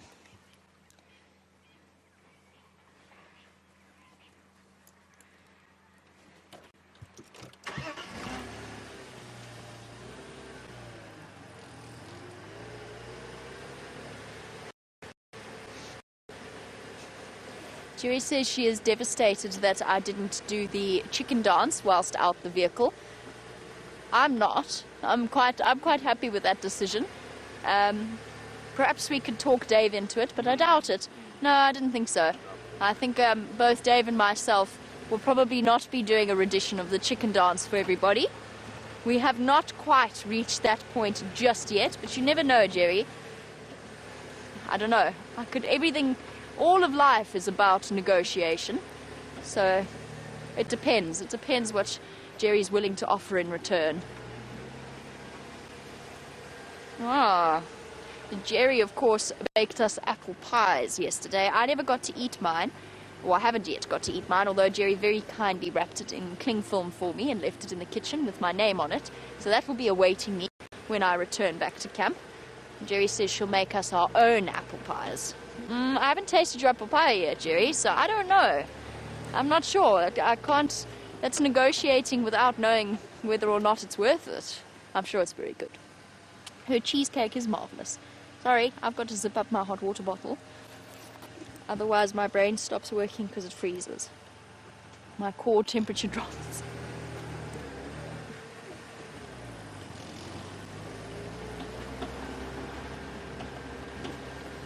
So to get you started on the idea of the music game, I think that when we first started playing it, the conclusion that we came to for Hyena was that they listened to a South African group known as Die Antwoord. Please do not look up Die Antwoord if you are offended by any kind of bad language. But if you are prepared to tolerate that, you might want to have a look, and then you'll get an idea as to why it is that we decided that Die Antwoord, in other words, the answer, is the ideal listening choice of a hyena having a time just to sit back and listen to music. I feel as though the elephants Brent was with, oof, that was shocking English. The elephants that Brent was with might be listening. For breeding herds, I feel as though they listen to classical music. The females especially, a little bit of Beethoven first thing in the morning, maybe some Haydn to start off their day. The bulls, the big males, I feel might be Sinatra, or maybe a little bit of jazz, maybe a bit of Lou Reed along the way, and so on and so forth. I would actually really have liked to go across the dam wall, but unfortunately we've got to go round at this point, just because things are happening there, and it is closed for now, so we can't go driving across there. We'll have to loop around quarantine. Hey, here's a good one. What would a Birchall starling listen to? With its incandescent colours, it's definitely got to be some kind of club music. Somebody suggested last time that lilac-breasted rollers would listen to Lady Gaga. What would a starling listen to? With its shimmery blue colours. Elton John? Yes, Elton John. Our starlings might listen to a little bit of Elton John, or maybe some... Okay, different suggestion coming through from Jerry. She says that perhaps Katy Perry for the starlings, in this case a Birchall starling. Just have a look at the length of its tail. Okay, so we'll go Katy Perry for starlings, and Jerry suggests that Elton John would be ostriches. I'm uncertain as to her reasoning for that, but I can sort of imagine it. Very cute. There we go. So we've got our Katy Perry listening starling. Hornbills are a totally different matter, although our hornbill appears to have flown off. I was going to go to a hornbill next. Okay, let us leave our beautifully incandescent starling, and because quarantine is very quiet at the moment, let's try and move on as quickly as possible. While we do that, let's go across to Brent and find out how Cheetah Plains is treating him.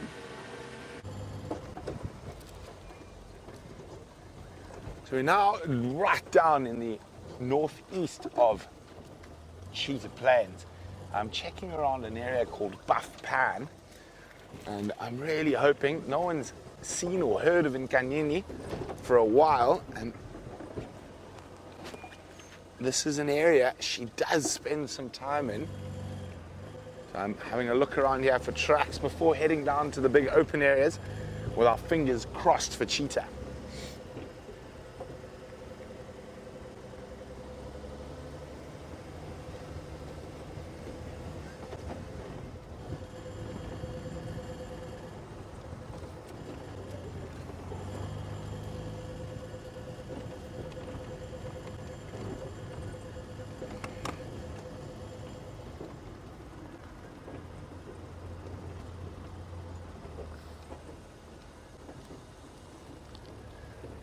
Hi, Shelley in Arizona. Shelley is wondering, what does the name Nkanyini mean? Now, I'm going to have to admit, I don't know. Maybe one of our very smart leopard fanatics out there can tell me what Nkanyini means. Nkaya is a knobthorn. So, no, that's Nkanin. No, that's different slightly. It would be a baby knobthorn or small knobthorn. So I'm not 100% sure.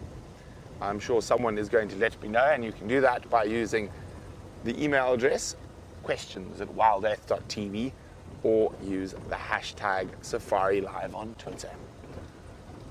Okay, let's come and I'm going to have a quick look up to the Kruger boundary.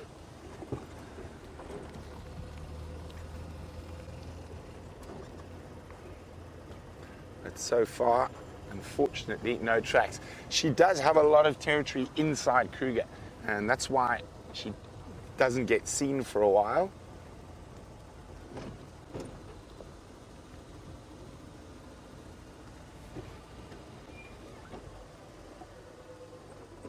And let's have a quick look up and down the boundary.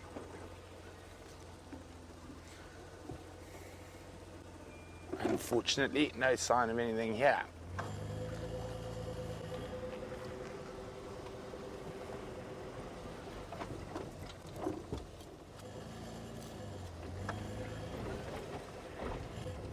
Okay, so let's head further to the south. We're going to leave the northern area of Cheetah Plains and head down to the southeastern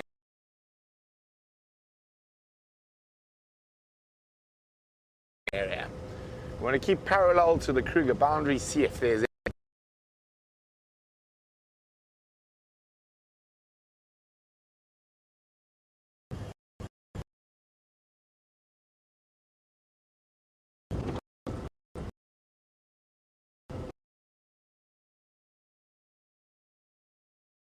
looking at some shade and hoping to see something sleeping under there.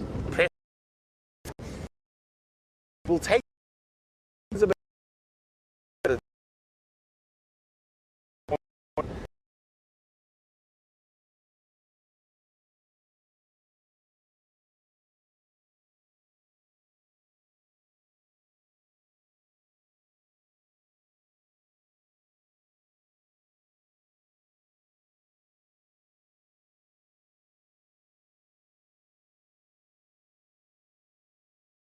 looking and hoping to see something sleeping under there. We'll take a bit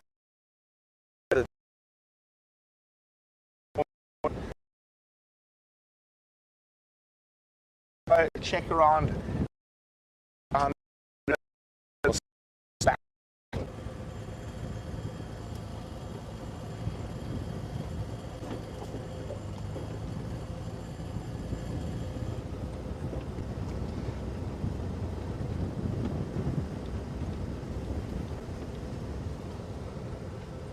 Come on, cheetahs.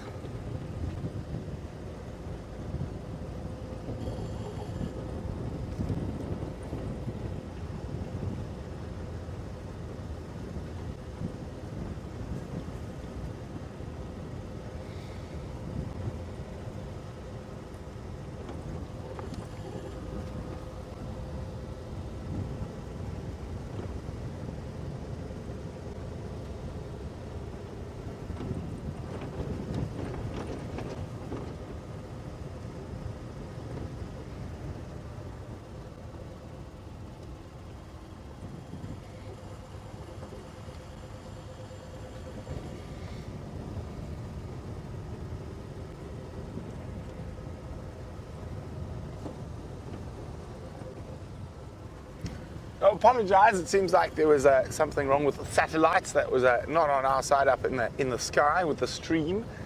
So we're back and we're now getting closer to the southeastern corner of Cheetah Plains.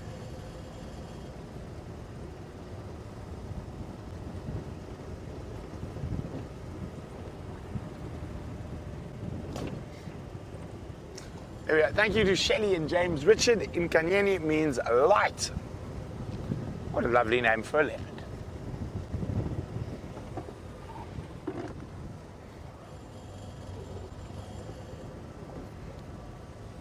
Okay, so we've now reached the southern boundary. And what is going to be here? I don't know.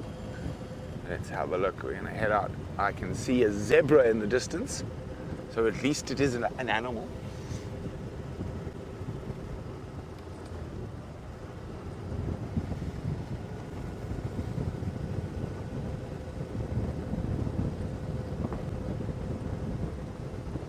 Quite a few zebra by the looks of things.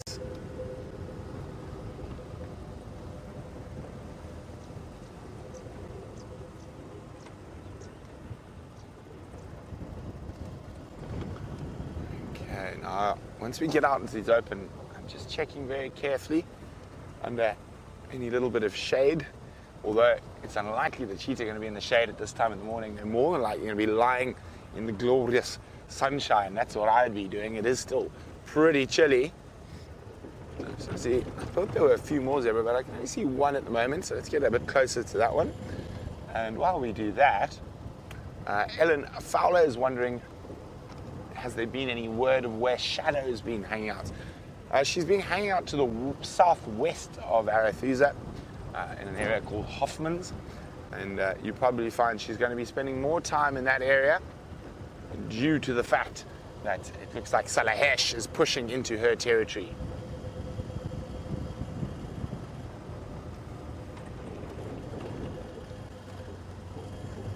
Oh, there we go. There is the zebra. That looks like a stallion. And I think he might be making his way towards the Cheetah Plains pan. Oh, there's another. Oh, you're snorting at us. Yes, they are. Sometimes not going to have the most relaxed animals, and they're coming in from an area where there's not a lot of vehicle activity.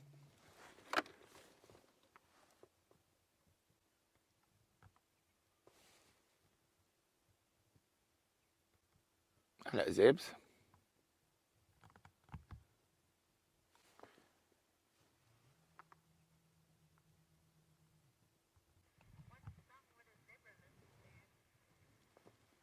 Okay. Now, what song would a zebra listen to? Now, that is a good question. White Stripes. The White Stripes, yes, well done. There you go. And listen to Jack White and the White Stripes. Dum, dum, dum, dum, dum, dum, dum.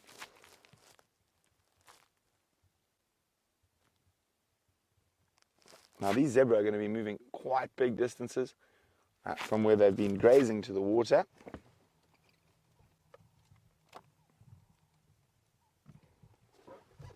They also might listen to a South African band that has got the name, I don't think I've actually really listened to them, but I just remember the name stuck with me, Zebra and Giraffe.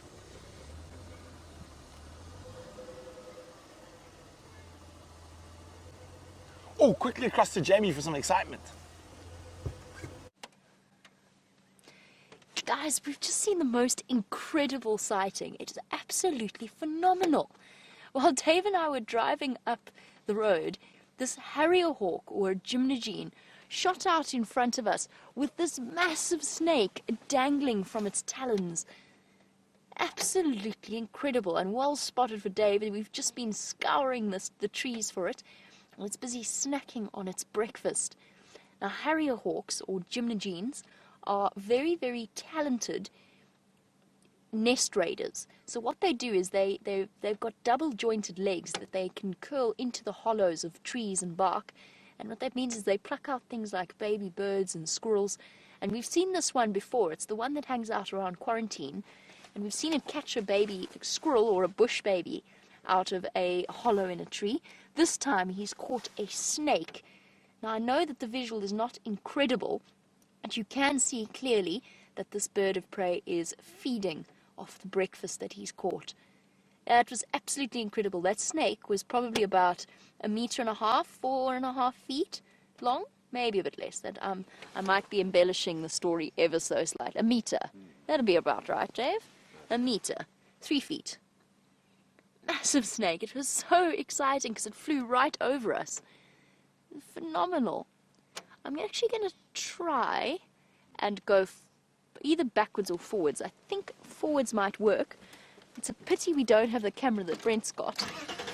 Let's go forward a little bit. I've got such a clear view from where I am. Does that change anything? No, that makes it 10 times worse, doesn't it? Back. There we go.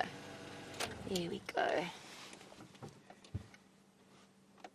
And one of my favorite birds of prey, just because they're so different looking with their long tails and their long legs.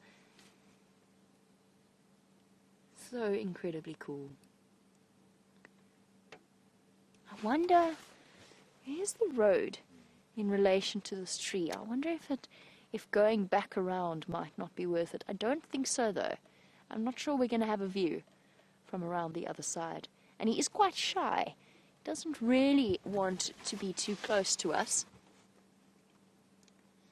So we'll stay with this view for now, and then we'll try and reposition, because he's got a big breakfast there in his talons.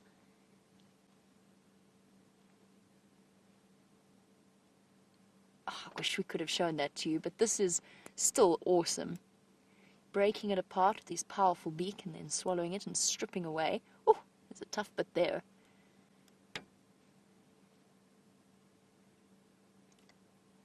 And it's amazing. This is the one bird that other birds in the region abandon all caution and all enmities.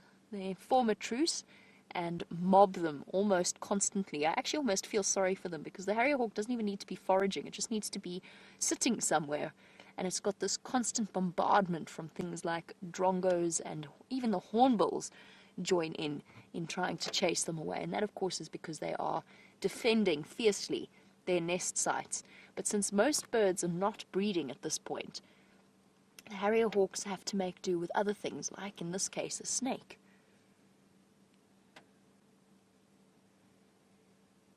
And the snake we started off the morning speaking about the hibernation or the estivation of our various reptile species. That poor snake was probably holed up in the tree waiting for slightly better times before emerging, and unfortunately fell victim to this particular bird. And they are so well adapted at sticking their claws into hollows in trees.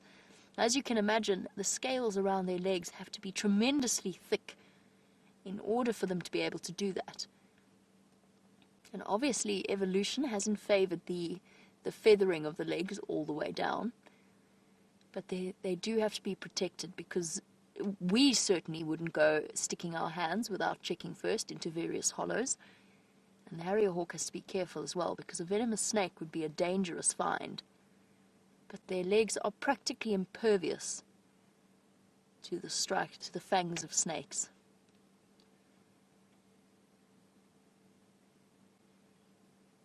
This is so cool.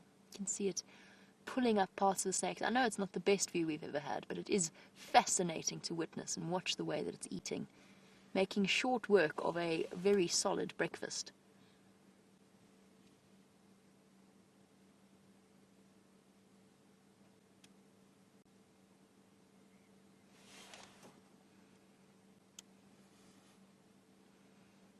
I completely forgot. I got distracted by our gymnogene. We've got Lou suggesting that the Harrier Hawk would listen to, what was that again? Danger Zone.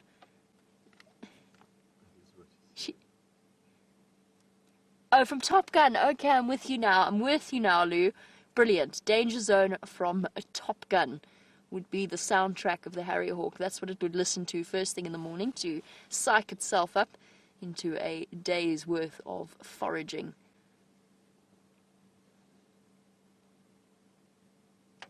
And now I've almost got the Mission Impossible theme tune in my head as well, as it scales the different trees upside down. And they do that. They're the most incredible acrobats. They'll hang totally upside down, gripping with one foot and then sort of foraging about in whatever hollow they can find in the other.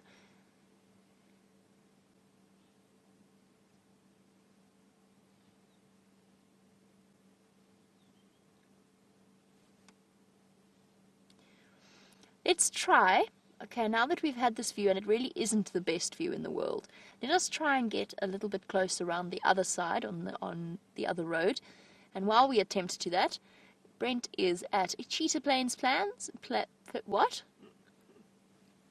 Let's try that again, shall we? I'm not entirely sure those were words. Cheetah Plains Pan, where some animals are coming to drink.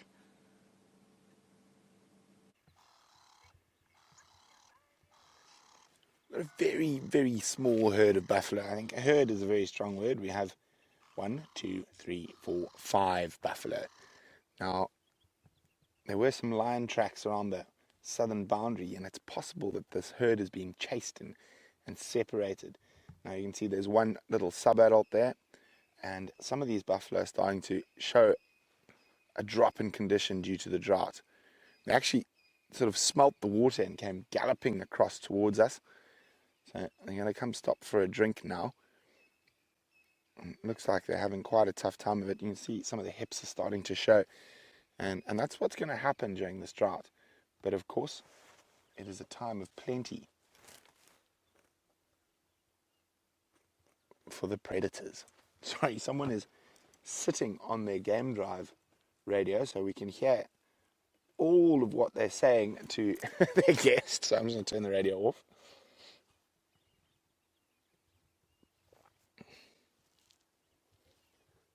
You can see that female's lost a horn.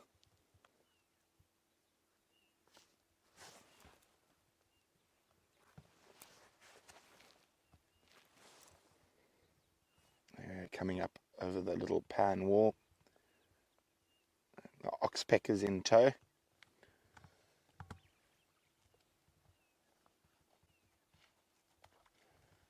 And they've probably walked a long way.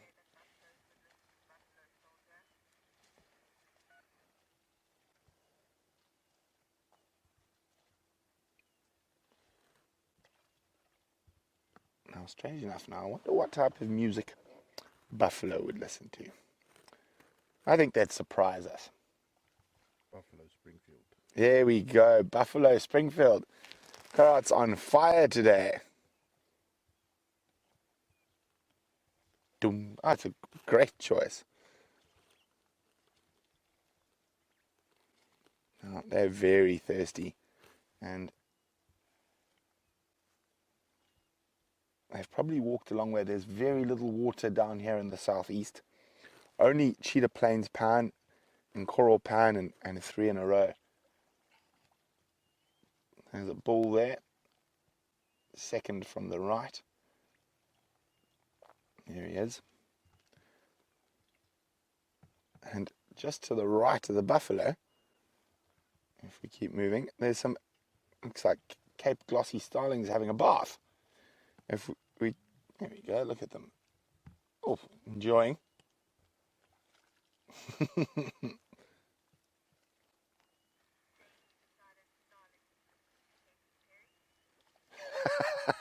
Apparently Jamie has decided starlings listen to Katy Perry.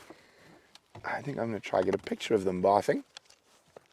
It's quite nice. There's one off to the right that's in the light.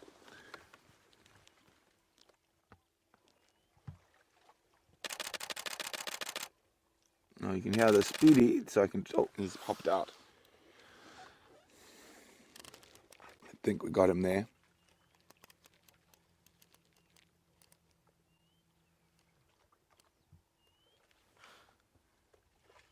And the buffalo is starting to feel a little bit more comfortable with us being here. You can see they're moving a little bit further into the water.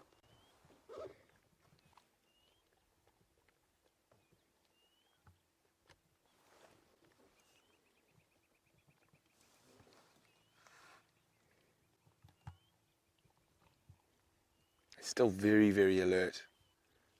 And that's what makes me think they might have had a tough night last night, being chased around by lions.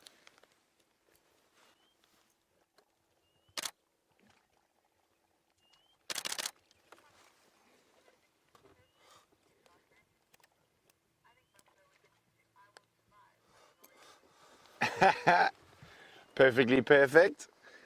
From Los Angeles says they think Buffalo would listen to I Will Survive by Gloria Gaynor.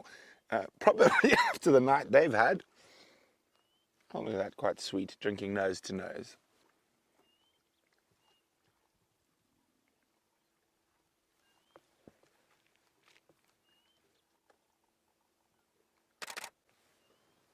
So if you hear that click, click, it's just me taking a few pictures.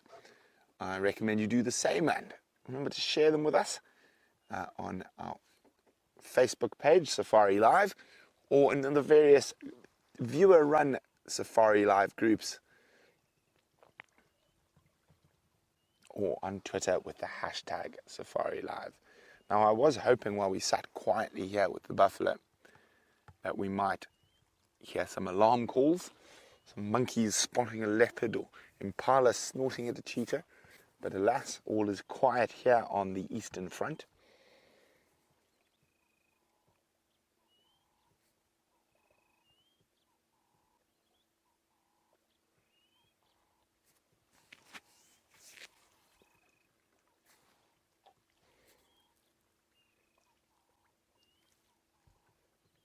Now, they were more than likely part of a much bigger herd that have been split up while trying to keep out of the lion's jaws.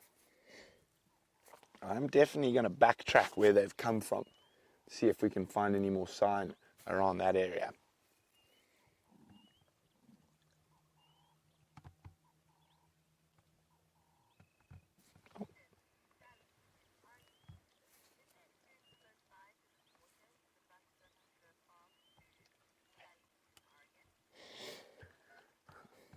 Oxpecker on the nose. She's trying to get rid of it. Now, Sally in Oregon is wondering, is there food close by for the buffalo so they don't have to move far? There is food, but probably not enough. They are going to have to move big distances. The areas around these water holes, the food would have been decimated by the many big herds of animals that move through this area.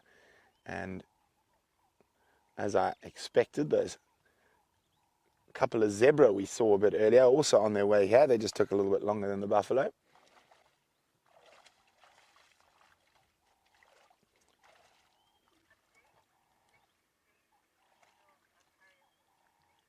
Okay, so we're going to sit here, wait for those zebra to get closer. While we do that, let's go back to Jamie with that harrier hawk. As you can see, we have dramatically improved our view of the harrier hawk. We haven't really, I'm sorry. There's not really all that much that we can do to improve the visual that we have at the moment. You can see the parts of the snake as he strips away at it, or she strips away at it. It's impossible for us to tell. It's still very much enjoying the breakfast that it's caught for itself. It was such an exciting moment that Dave and I shared. We were both seriously taken by surprise, and we both, I think, had a fleeting thought as to what would have happened if the bird had dropped it into the vehicle with us. It would have been interesting. I think, yeah, it would have been an interesting way to continue our morning, and of course the poor harrier hawk would be one snake breakfast down. Oh, the magpie shrike has come in on the left. Is it going to mob it, or is it going to let it continue its feast? I don't think they're going to mob it because they can see that it's currently occupied feeding. That's the whistling call of the magpie shrike. Is it calling for help? I don't think so. It would have been a very different story if the harrier hawk had perched in a tree where they had a nest site. I think it might just be going for a closer look. And as a meat eater itself, the shrike would actually pick up the scraps that the harrier hawk leaves behind. So it might be going closer, not to investigate for protective purposes, but perhaps for scavenging purposes.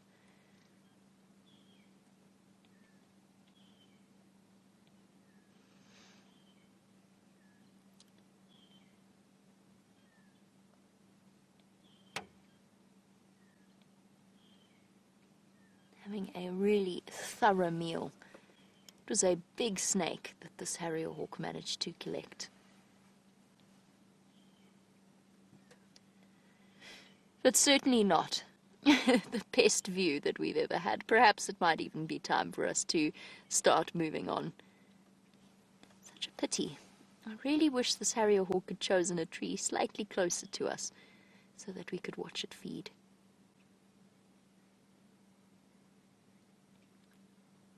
I think it is time for us to go, since at the moment we've basically got a silhouette in a tree to show you, which is not exciting, but it's definitely not the best view we've ever had. We're going to move on. I'm going to go check the Albury's Road den sites, just in case our hyenas have moved back. While we do that, let's go back across to, oh my goodness, back across to Brent, wait for it, at Cheetah Plains Pan.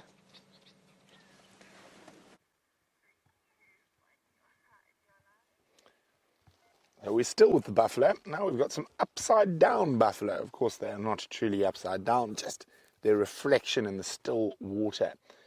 Now, it looks like the zebras are coming in from the east of us.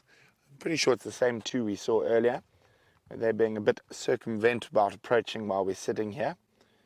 So I'm going to move off and let them come have a drink, because I don't think they're going to come drink while we're here at the moment. They're just probably not too used to vehicles, and we don't want to disturb them too much, so I'm going to leave them be.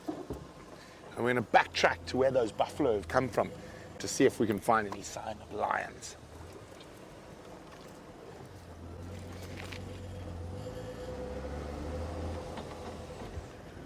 Warming up slightly, you can see I've lost my gloves. It was quite nice to sit at the pan and enjoy the sunshine.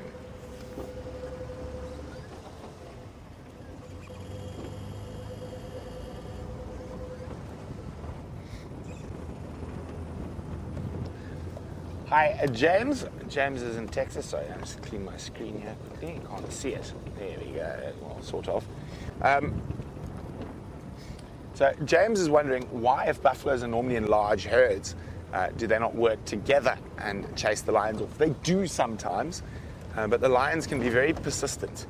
And what happens is the lions will try get one individual out of the herd. Sometimes the herds might move back to defend that individual, but at the moment they're not in the best condition because of the drought.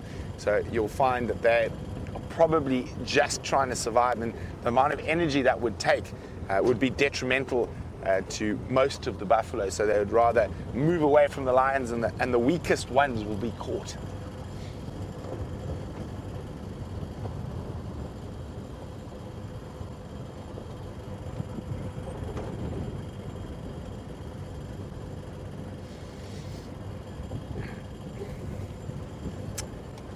Now, Shamson's wondering, what is the difference between a Cape buffalo and a water buffalo? Well, the biggest main difference is water buffalo live in Asia, and obviously Cape buffalo live in Africa. Now, you have different variations on Cape buffalo or African buffalo. And you've got the savanna version, which we're looking at there. You also have a forest version.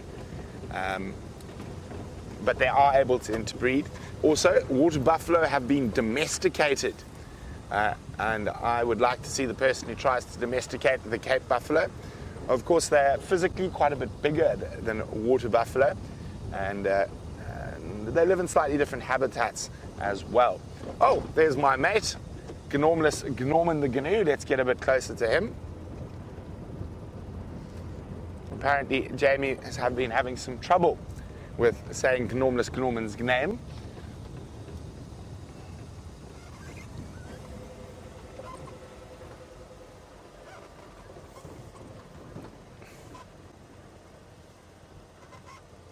Hello, Gnormus. Oh, there we go. Also enjoying the early morning light. Now, for those of you who don't know Gnormus is the dominant male on the southern section of Cheetah Plains. He's got a very distinct little scar behind his left shoulder, and that's how I know it is Gnormus and not an usurper who might have removed Gnormus from this territory. Poor old Gnorman. No ladies around today.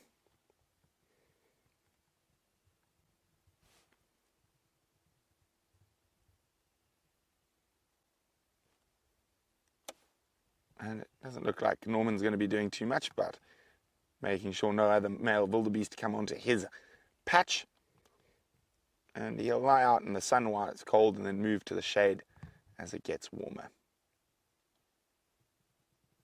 Might take a stroll towards Cheetah Plains.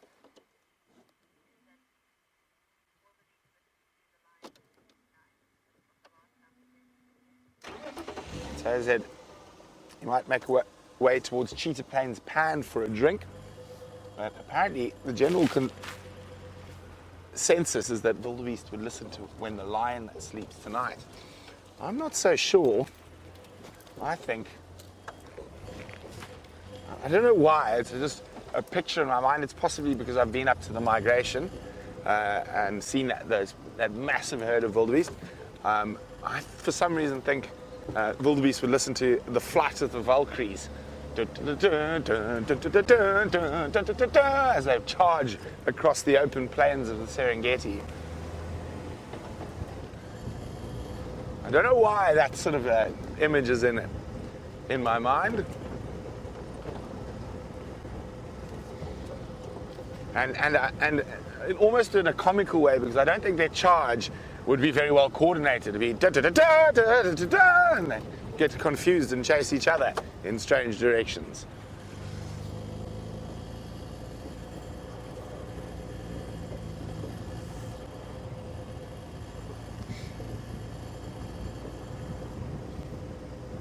So Justin's wondering how Gnorman got his name.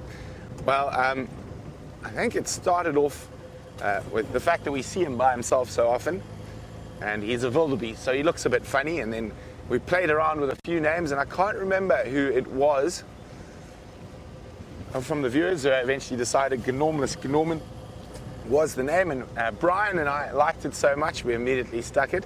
Now just across at the Cheetah Plains Pan there's another male wildebeest, that's his territory, and he's Normal Norman. So you got Gnorman and Normal Norman, the Gnus. Now they are arch rivals for the attentions of all the lady wildebeests of this area. Now, of course, the lady wildebeest will move between Gnormless and Normal, and will mate with both of them. And that's one way that wildebeest keep their genetic stock nice and strong. So I think those buffalo came from this area here, so that's why I'm going to go have a check to see if there's any sign of lions about.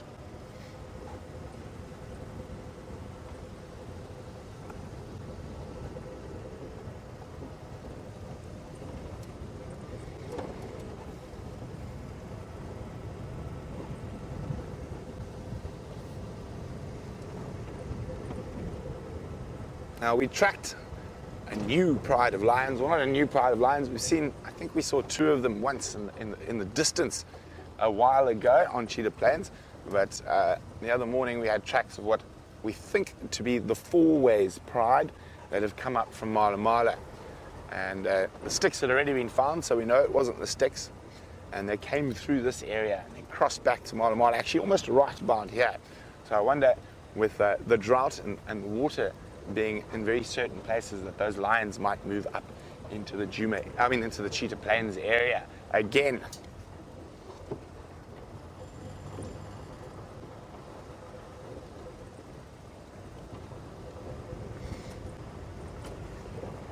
So let's go across to Jamie, who's got a wonderful, wonderful animal to show you. I do feel as though it would be a classical music morning on this Saturday morning for our elephant herd. What do you feel, big girl? No, gorgeous. They are in a very tricky spot, so while I think about how I'm going to try and get you the best possible view, I just have to tell you a thought has struck me. I think I might get a bit of flack for this, but I'm going to tell you it anyway. I think the Birmingham boys are boy band kind of lions. I think they listen to things like One Direction and perhaps a little bit of Westlife thrown in every now and again. That would be my guess as to what the the Birmingham boy... I think it's the name more than anything else, so please don't hate me too much that it's not awe-inspiring enough for our dominant male lion coalition. But I feel boy band it is. Right, Ellies. You're in a very difficult place. Oof! Little head shake there from the little one. I think this might even be the same herd that we saw yesterday, drinking around the Juma Dam pan. Not quite, I'm not 100% sure on that, but we do start to become quite acquainted with our different elephants of the area. I think what I'm going to do, because right now we're parked straight facing northeast, which is what's making life so very difficult, I'm going to go a little bit further ahead and then turn around and try and approach from a slightly different angle. I think that might help us out a little bit, because at the moment I'm blinded by the sun, and I've spoke about this yesterday afternoon. It's one thing for the camera operator who has to struggle, but it's also very difficult for us because then we can't see what's going on ahead of us, and it's preferred to be able to concentrate on what each and every Ellie's doing. Hey guys? Yes, I think this is a good call. I think we'll go do a quick turnaround and then we'll come back to them. We'll be able to see them in a quite literally a far better light. Okay. Oh, finding an easy spot to turn around is a different story. Here we go. I don't really feel like putting poor Wendy through too much abuse. There we go.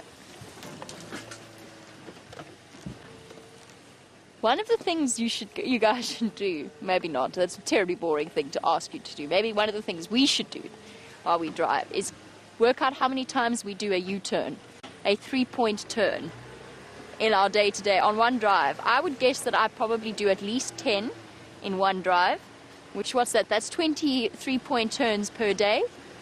That's 140 3-point turns in 1 week, assuming I'm driving each and every day. How's that for a statistic for you?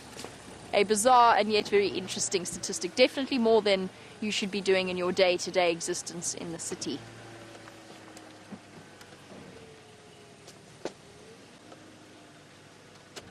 Hello, little one. I think that's going to be our best view of this little chap for now. Oh, hello, Mama. It's okay. It's all right. Yeah, it's okay. You're stressed. It's okay. I'm not going to go near your baby, I promise. She's a little bit antsy.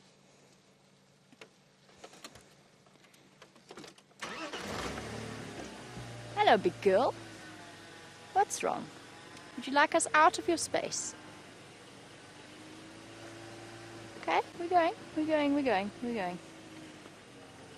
Okay, maybe she just wants that tree, but I don't feel that way. Okay. Alright, big girl. Just something funny in her body language.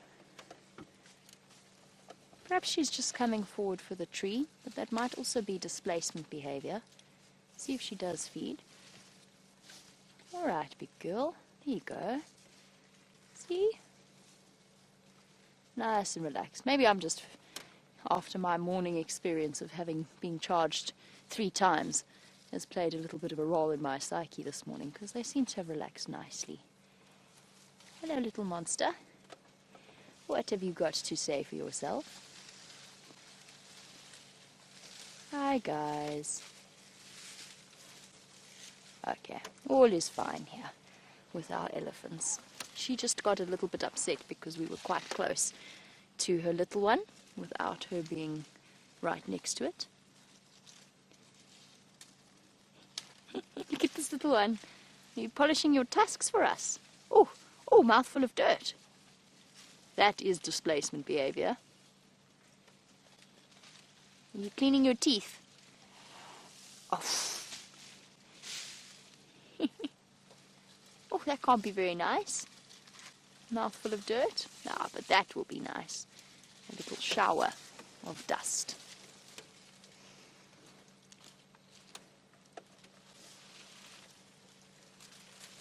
Found the perfect hole to gather up trunks full of dirt. There's Mom. Mommy's right there.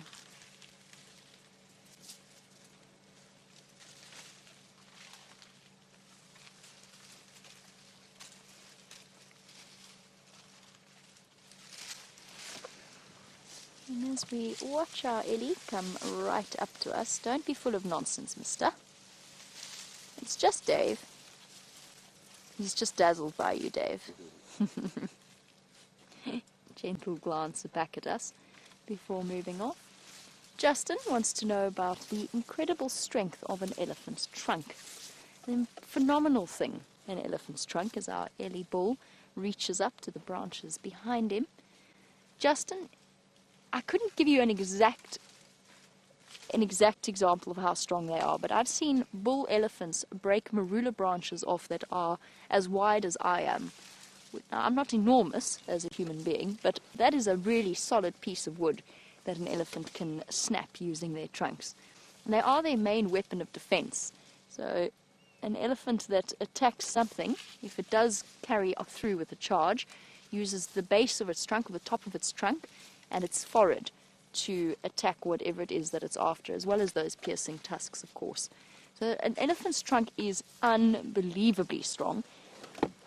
Now, an elephant that weighs 4 tons, that trunk itself will weigh probably close to a region of just under 100 kilograms, if not even more. And that's 200 odd pounds. And that's pure muscle. There's no bone in there. There's no fat. It is just muscle.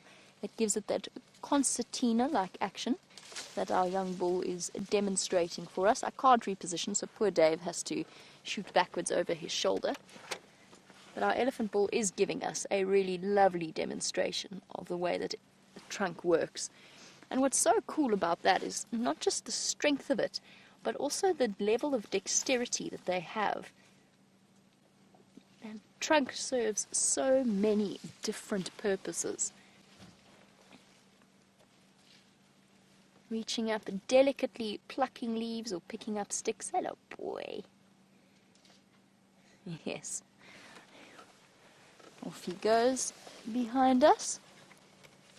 He stayed sort of within the region. He's just behind us. He's within the region that I don't really want to start the car, but we can have a look at the Ellies on the other side of us, which will make Dave's life a little bit easier. The trunk really is the most phenomenal thing. Delicate, capable of picking up a matchstick or a toothpick off the ground, and yet at the same time, as I said, breaking off branches from trees that are the size that I am.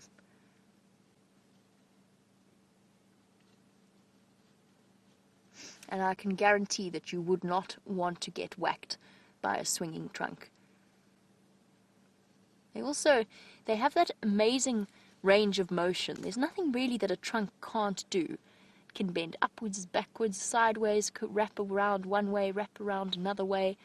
And maybe that's why it takes little baby elephants so long to learn how to use them, because they've got the same level of dexterity that our human hands have. I'm just making sure there's no elephant sneaking up behind us. They're slowly making their way across to the other side. Hi, guys. There's a little tiny baby that's about to move up beside us, so let's have a look there. Some moving across the road.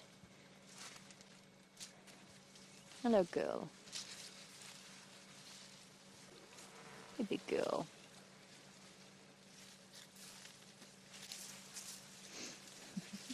She leads her family across safely.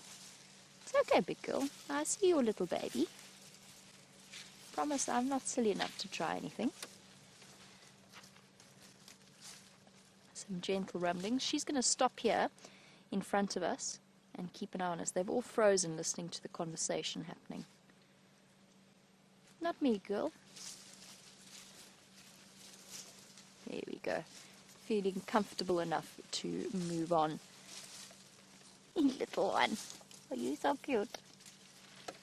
Oh, a parade of elephants moving across in front of us. And Norman, while we watch them go across, you were wondering about the dark stains that decorate their tusks.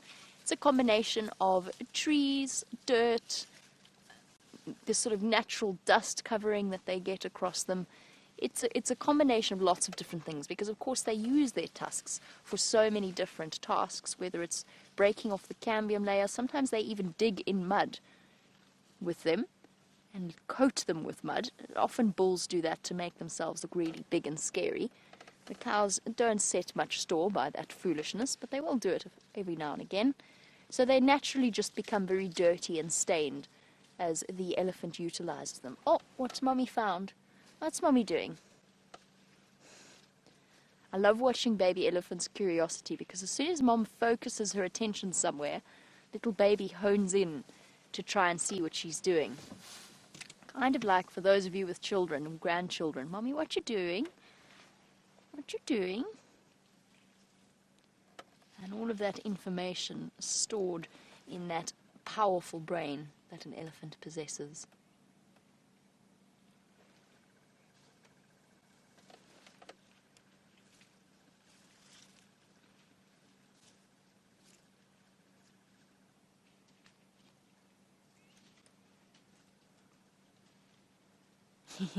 I agree, Norman.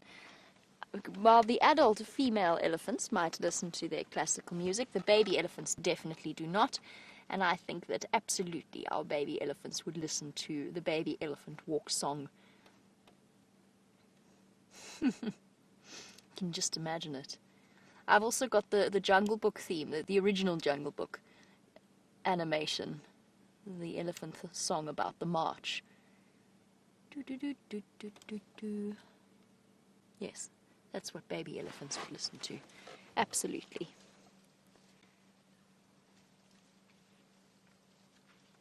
Until their tastes become more sophisticated. Shame. Nothing here looks particularly appetizing. Everything is very brown, very dry. Not dead. The trees have just lost their leaves, so the trees are not all dead. And the cambium layer, as you saw with Brent, becomes very, very important, as well as their root and storage system. It does mean that the elephants really do have to work particularly hard to meet their nutritional requirements.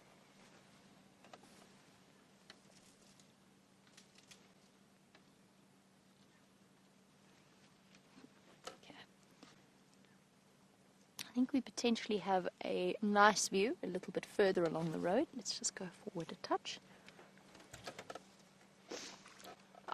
Nothing like the mood of a pleasant and peaceful elephant sighting. One thing I'm going to have to do, because this beanie is now attempting to, it really is making life very difficult. It's trying to fall off. I might have to do some readjustments.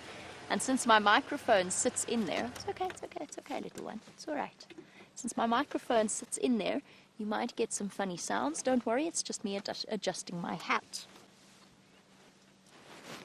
Here we go, that's a bit better. I was about to go flying and take the microphone with it.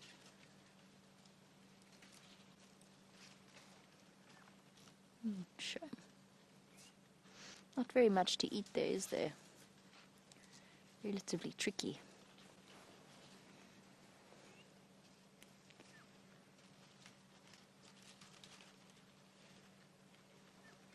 Shame. I feel for the little ones. It's going to be very, very tough for them over the next few months. And we just have to really hope that we get the rainfall that we need. And hopefully it will come early. I've heard predictions that it's only going to come at the start of 2017, but ideally we need it in October, if it does happen. I think we're all hoping that that will be the case. Another big elephant. The cow walking at the back of the group.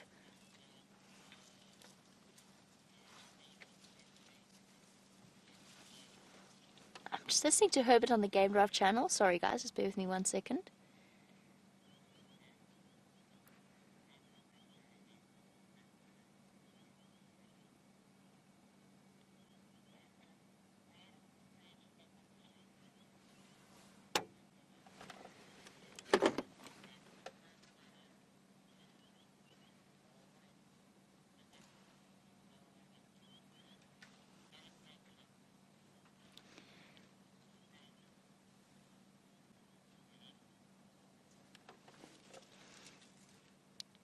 Oh, Herbert, I'm quite close. I'm just on Aubrey's Junction, Void Teller access. I'll come give you a hand. Where would you like me to check first?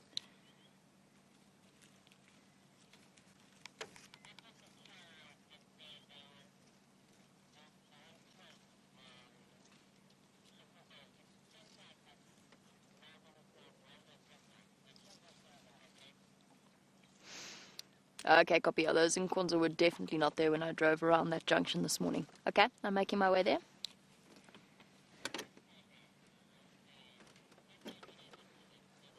Whee! We gotta go.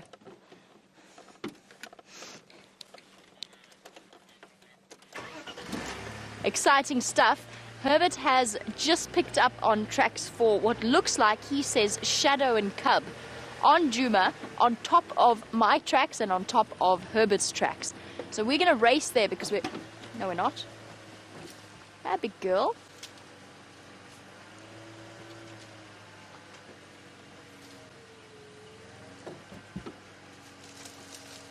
Sorry. It's alright. We're just coming past. Just coming past. Okay, that was not aggressive in any way. That was her head out ears like that. That's her saying, just, I'm watching you. It's not aggressive. It's not, I'm going to charge you, which a lot of people get frightened of. When they come to visit the Kruger National Park and they see something like that, they think that the elephant is charging them. It's not. It's her saying, stop, I'm coming, I want to walk, then you can go. And that's exactly what she was telling us there.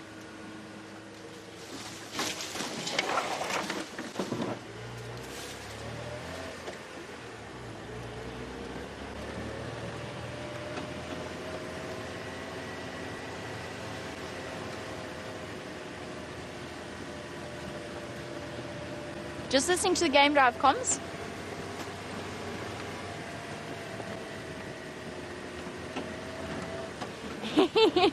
Herbert, confirm is Shadow relaxed on foot? No. No.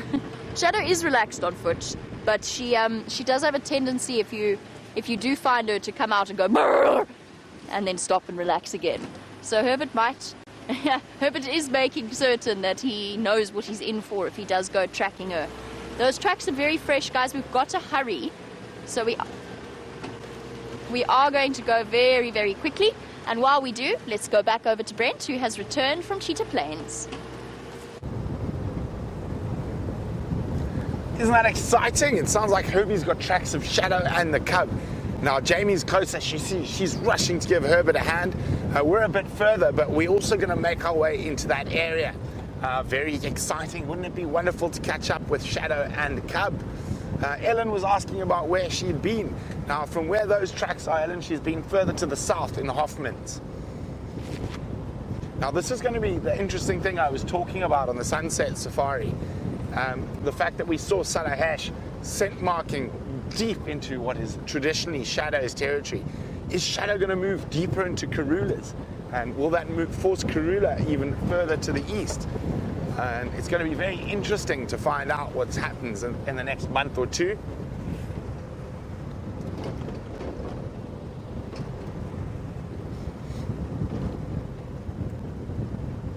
Ooh, still quite chilly. Even though the sun is out and it is very bright, there are no clouds in the sky. Wouldn't it be exciting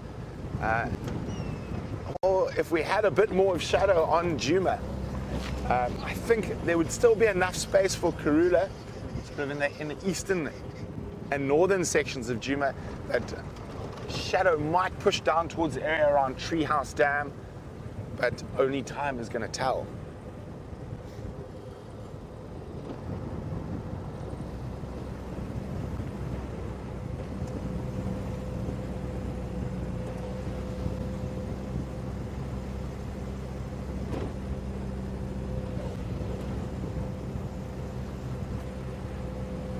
That's the amazing thing about being in the bush, is you literally never know what's going to turn up.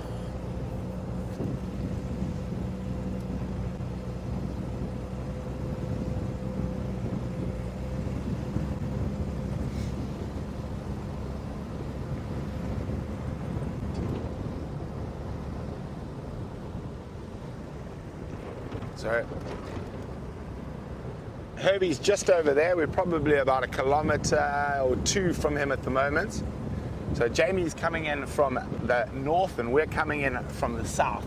So hopefully between the two of us we are able to find that female leopard. And of course Herbie's right in the centre on the tracks.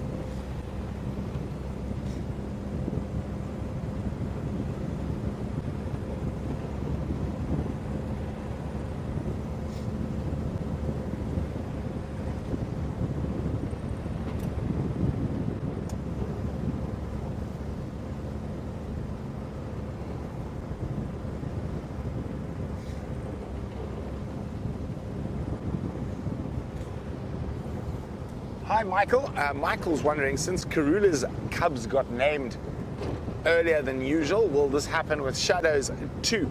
Well, Michael, I'll have to tell you after I've been to the next head rangers meeting and we discuss it.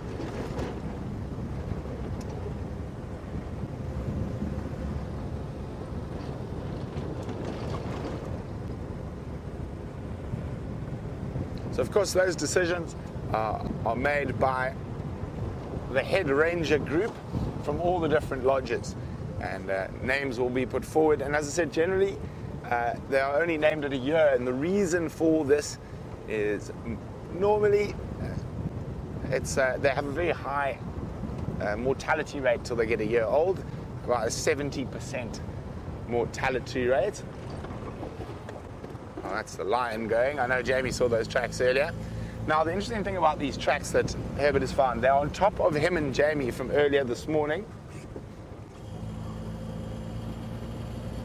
So while they're checking on Djuma, I'm going to go out and past and on to the Triple M Road, which is the western edge of Djuma, the boundary between Djuma and Arathusa. Make sure she hasn't snuck further to the west.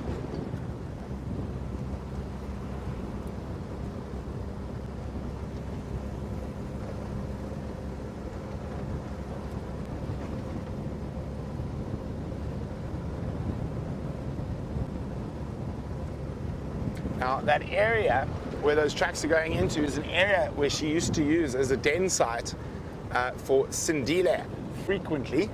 So maybe coming back to old habits. And there's Herbie.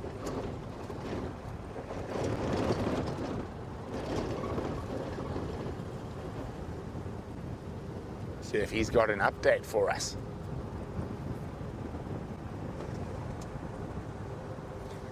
So tracks were going in here.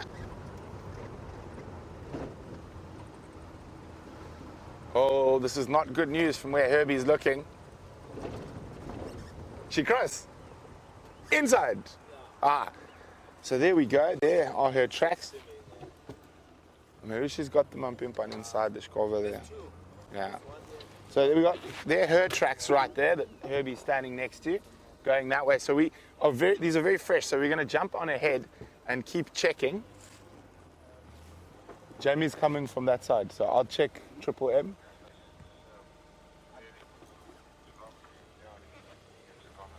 Herbie's thinking. What do you think, Herb?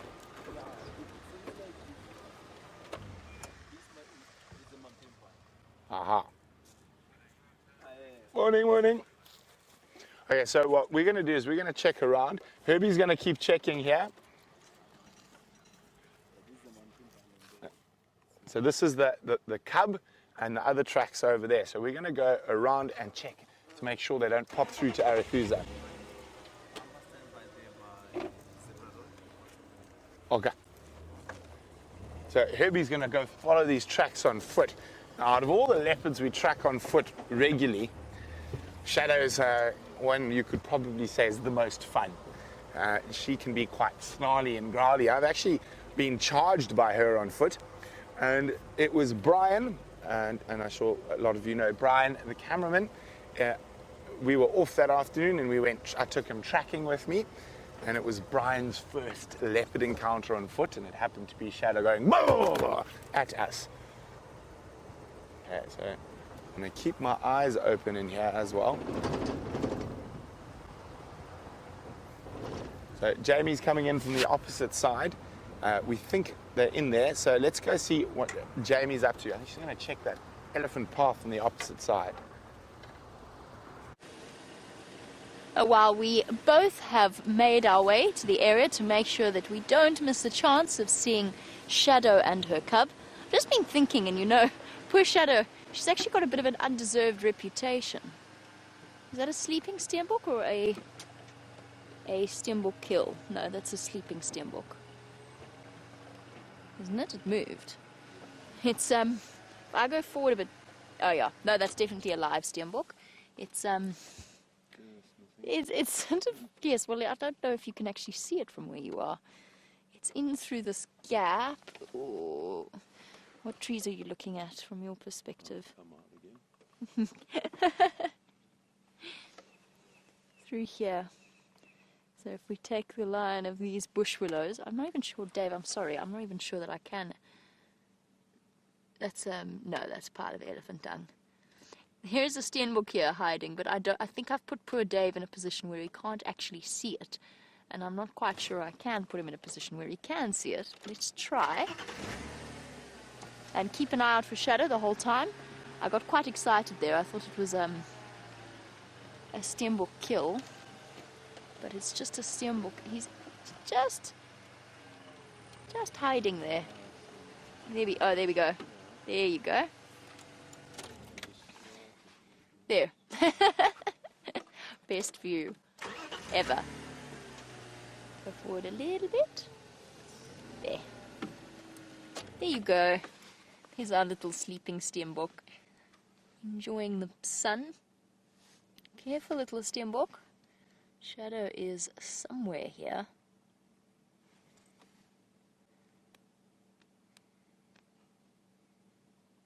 Enjoying some time warming up and also some time to ruminate as well. It's found itself quite a good patch. It's hidden, it's got some cover at its back, but at the same time nice and open so that it would be able to spot any kind of animals like a leopard sneaking up upon it. I'm not going to spend too long with it. I want to carry on and go a little bit further forward and just see whether or not we can't pick up on any tracks of Shadow. What I was going to say was, I was thinking about it, and I've tracked Shadow on foot quite a few times, and she's only ever once snarled at me. You know, to be fair to her, she's not that bad. It's just, I've had one experience where she's growled at me.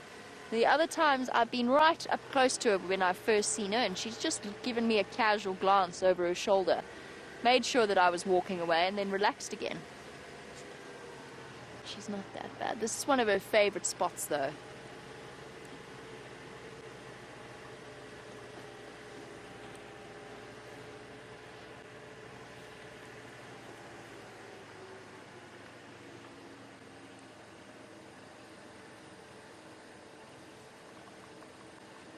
And I'm just checking some of the favorite leopard trees in this area for any sign of them. And we have a really good question from Matthew, and good morning to you and welcome on our sunrise safari. What would happen if there were too many leopards in an area? Would their territories become smaller? And bear with me, I'm not going to look at you for now, I'm just making sure that I don't miss anything in terms of tracks. No, the truth is, an area like this can only support so many leopards. So the leopard densities are much higher in places where there's higher populations of impala, and it is also dependent upon lion concentrations as well. Now, Matthew, chances are the territories might get smaller and smaller. They might get smaller as the leopards increased. That will then hit a point at which it cannot get any smaller because the leopards won't be able to support themselves on the food that they have acquired or are able to acquire and the access to resources, at which point some leopards will die off or move off to a different area. Now, I'm sure Brent has touched upon this and the fact that yesterday he saw Saleyeshe in Shadow's territory. Definitely, I mean, not on the border of Shadow's territory, in Shadow's territory, and clearly marking all of the spots that Shadow had marked. And it brings a question: Shadow's going to push further and further into her mom's territory, and the question is whether or not she will fight for her mother's territory or access, or whether Karula will defend her territory. And it will probably be a very gradual, very slow process. And that was a question that came from Jilly about whether or not Karula would defend her territory. It will be a slow process, yes. On a once-off encounter, she will growl. She'll be terribly upset with her daughter usurping her position or usurping her territory. There's a woodpecker. There was a woodpecker there, but it flew away. There's the male version of the woodpecker that Brent showed you earlier. There's a male bearded woodpecker. So if Karula might hiss and spit and get a bit cross, but it's a very gradual process. We tend to think of leopard territories as having clearly delineated boundaries, but they're very flexible, and what will happen is Shadow will just, whenever Karula's a bit further away, she'll push further in, mark territories or mark bushes that are further and further east, and it'll be a gradual process. And because Karula's getting older, I don't think she's going to put too much effort into fighting back in order to defend her territory. I think Karula's territory is just going to shrink a little bit, and in fact it already has in terms of her natural aging process.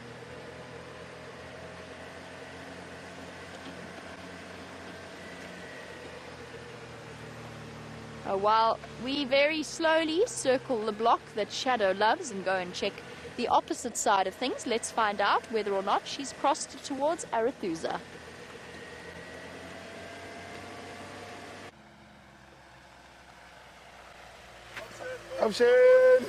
So we are on Herbert's request, sitting right here on the boundary between Djuma and Arathusa, and there's no sign of her crossing, so there's a very strong possibility she's still in this little drainage system here. So Herbie's just asked us to wait here to see if she pops out in this area while he's walking.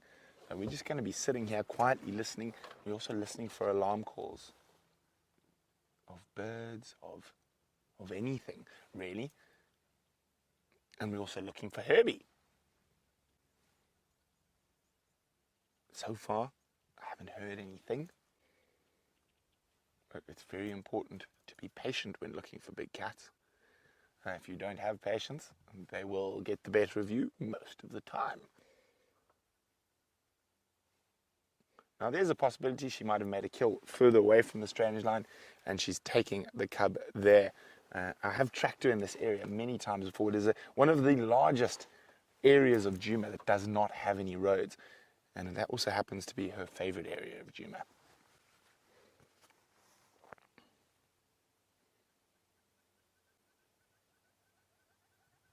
All I can hear is hornbills at the moment. Let me check with Herb, see if he's got an update for me. Now, I've also got before I do that, I picked up something today that I'm about to take through to hand into the Sabi Sands. Now, it's a very, very old piece of elephant ivory. Very, very old, so when we do pick up any ivory like that, we immediately just hand it in. So there we go, very, very old. You can see it's been weathered by the sun and the elements.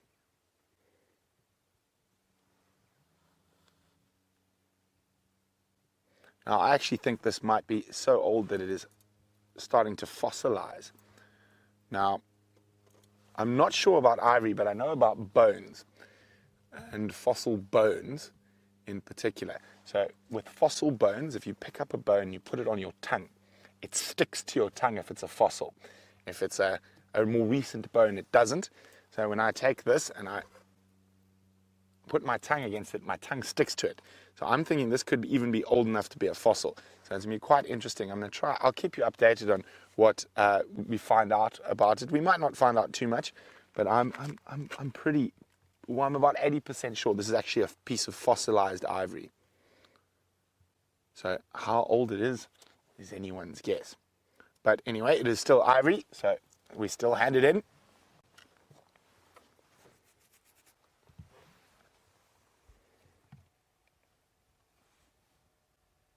I just saw Jamie sneaking towards us.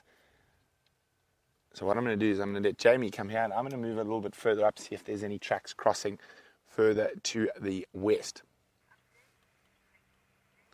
So we're going to jump across to Jamie as she makes her way this way, and I'm going to head a bit further to the west. I'm not going to make my way all the way to Brent. There doesn't seem to be much point. And I think with Herbert tracking on foot and with both of us lurking around here, I'm going to leave the guys to their search for Shadow and go and find other things to keep you entertained while they have a look around.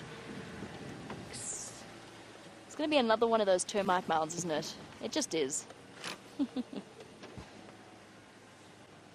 Definitely one of those termite mounds. Doesn't even look like a leopard now at this point. But I live in hope. Just going back a little bit. No, it's definitely just a leopard-shaped termite mound. I'm very good at finding those. I am exceptional at finding. You see what I mean, though, Dave? You do. It's not a leopard, right? No. No, it's not a leopard. It hasn't moved either. Wishful thinking. Ho-hum. Luckily, we've got...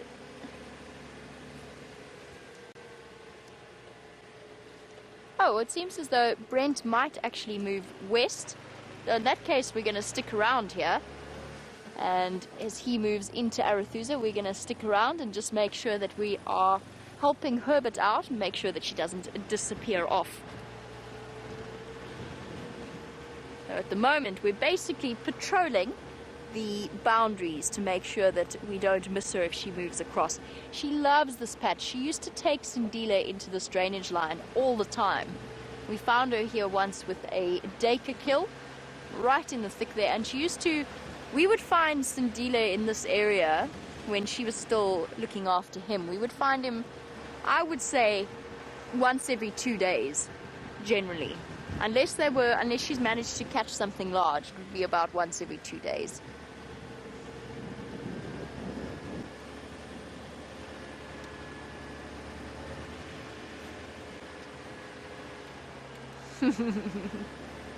Sarah says that Sindile, back to our music game, which has sort of occasionally fallen by the wayside here. Sarah said that perhaps Sindile might listen to Bohemian Rhapsody. I think that's a very, very good idea, except instead of Mama I just killed a man, it could be Mama I just caught a dog. And things went very pear-shaped from there for Sindile. He seems to be doing absolutely fine, by the way. I don't think any of us are all that surprised. He's just constantly on the move, just escaping wherever he can. He's got to be. He's a young male. That's what young male leopards do naturally. And for him even more so, because he has been torn from the safety of his mother's care far too early.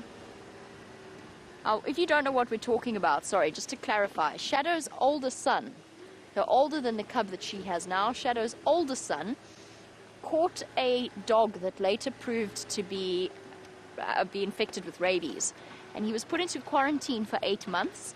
He was just over a year old when it happened. He was there for 8 months, and he's released at 20 months of age with a big collar on him to help keep track of his movements, vaccinated and checked thoroughly for any sign of rabies infection, which he totally escaped. He was not rabid, and he's been released back into the area, and it's been the most fascinating story to follow, because he's He was reunited with his mother Shadow, but his mother Shadow had since had 2 brand new cubs. She lost one of them, very sadly, around the time that he was released, and she was desperately trying to keep the other away from him.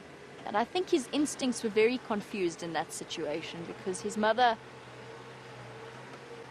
mother's natural response would be, she was calling her cubs, and Dile was responding. He just wasn't quite at that age where he would have been fully independent from her. She, on the other hand, was no bones about it. She was thoroughly unimpressed to see him and made that known to everybody.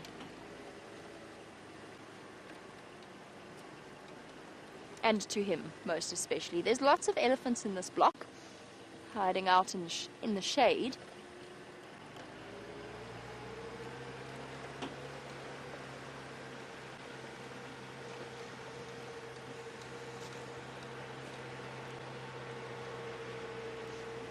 Now, just talking about the territories of the different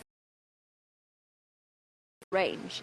Females, on the other hand, and sorry, we're doing another U-turn and we're doing another loop, just to make sure that we are checking thoroughly, because I don't think they're going to go as far up towards those elephants.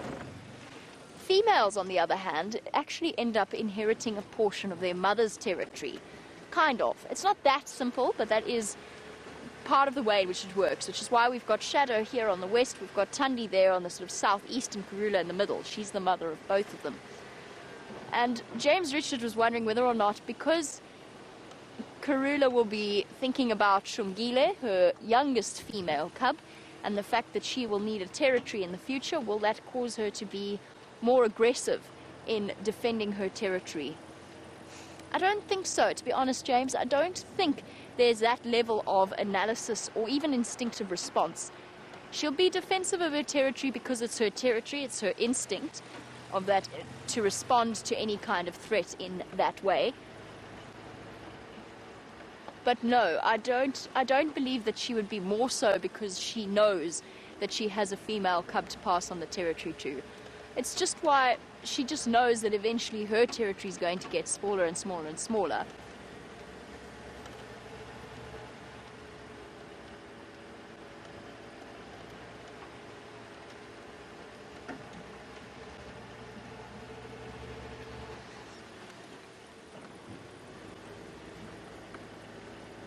Oh, Shadow, cutting it down to the wire.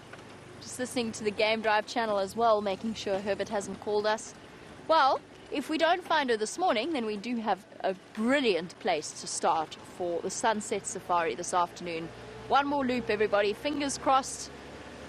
Doesn't happen now. We'll have to wait until this afternoon to try and find her. Back once again onto Gowrie Main.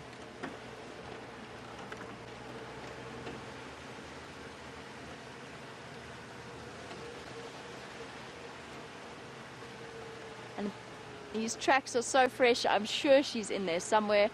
Herbert, having now been warned, is probably very cautiously making an approach. Did Brent show you these tracks?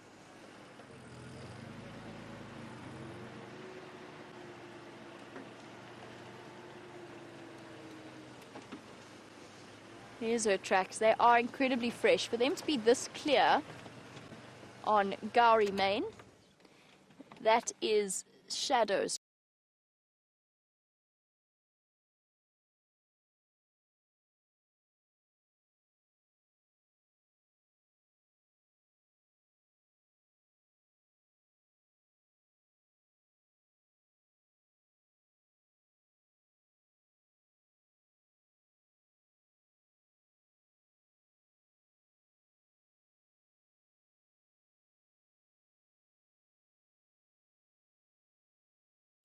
Right. I have utmost faith in the wonderful Herbert. Let me put myself onto a slightly flatter ground, because at the moment we're at a very uncomfortable angle. I have utmost faith in Herbert, but we have come now to the end of our sunrise safari. So for now, a big thank you to Dave for all of his fantastic camera work as always. dazzling Dave, Thank you, Dave. as well as to the lovely ladies in Final Control, and most importantly to all of you. I'm going to say goodbye now and not keep you away from Brent and his animal for too long. Bye-bye, everybody. We'll see you later this afternoon.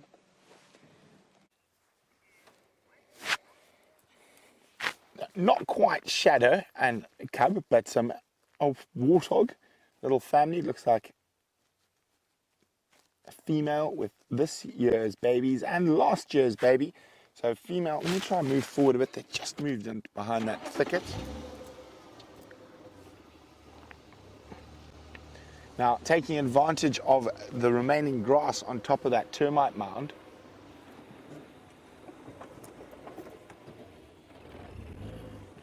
there we go. You can see the one down to the right there. That's the big mom, and then two little ones from this year, and then a slightly bigger one from last year.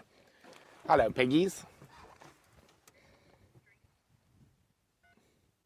Now, it's not unusual for female offspring of a warthog sow to stay with mom for a couple of years, and they do form sounders, and you can often find 2 or 3 female warthog and their respective offspring together.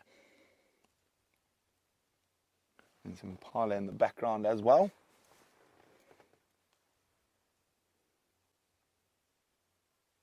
So these warthog feeding off the chloris grass that's growing on the termite mound.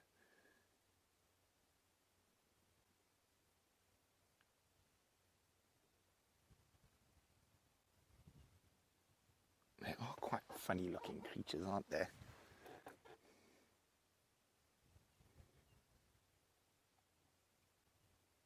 Oh, down on the knees, the one in front.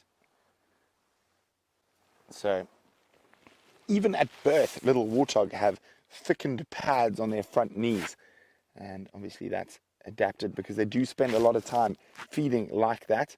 It enables them to get closer down to the ground, and they use that snout to even dig up the roots and little tubers under the grass.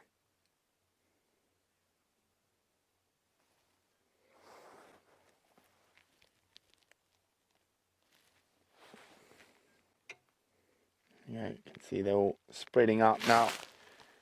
Now they probably haven't been out of their hole for too long. Warthog are not a fan of the cold, so they only excuse me. They only come out when it gets a little bit warmer.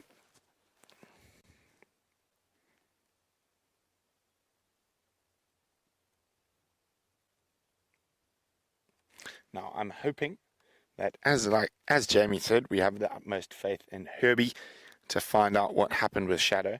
So he's off in the block on foot there. Who knows, maybe she's got a kill somewhere.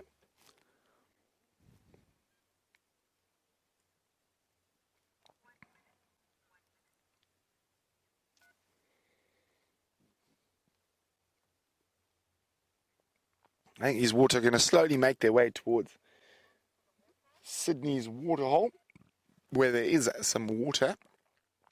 Now, a song for warthog. Because they live underground, maybe deep house or underground house music. They seem like they might listen to sort of head thumping stuff with their thick skulls. And the warthog are going to move through into the guarri thickets, and we're about to say adieu for the sunrise safari. Fortunately for me, my cat streak continues with those little cubs, and I've just heard Mom's arrived and is feeding them now, so we'll definitely have a look on the sunset safari. So from Carrot and myself, toodaloo!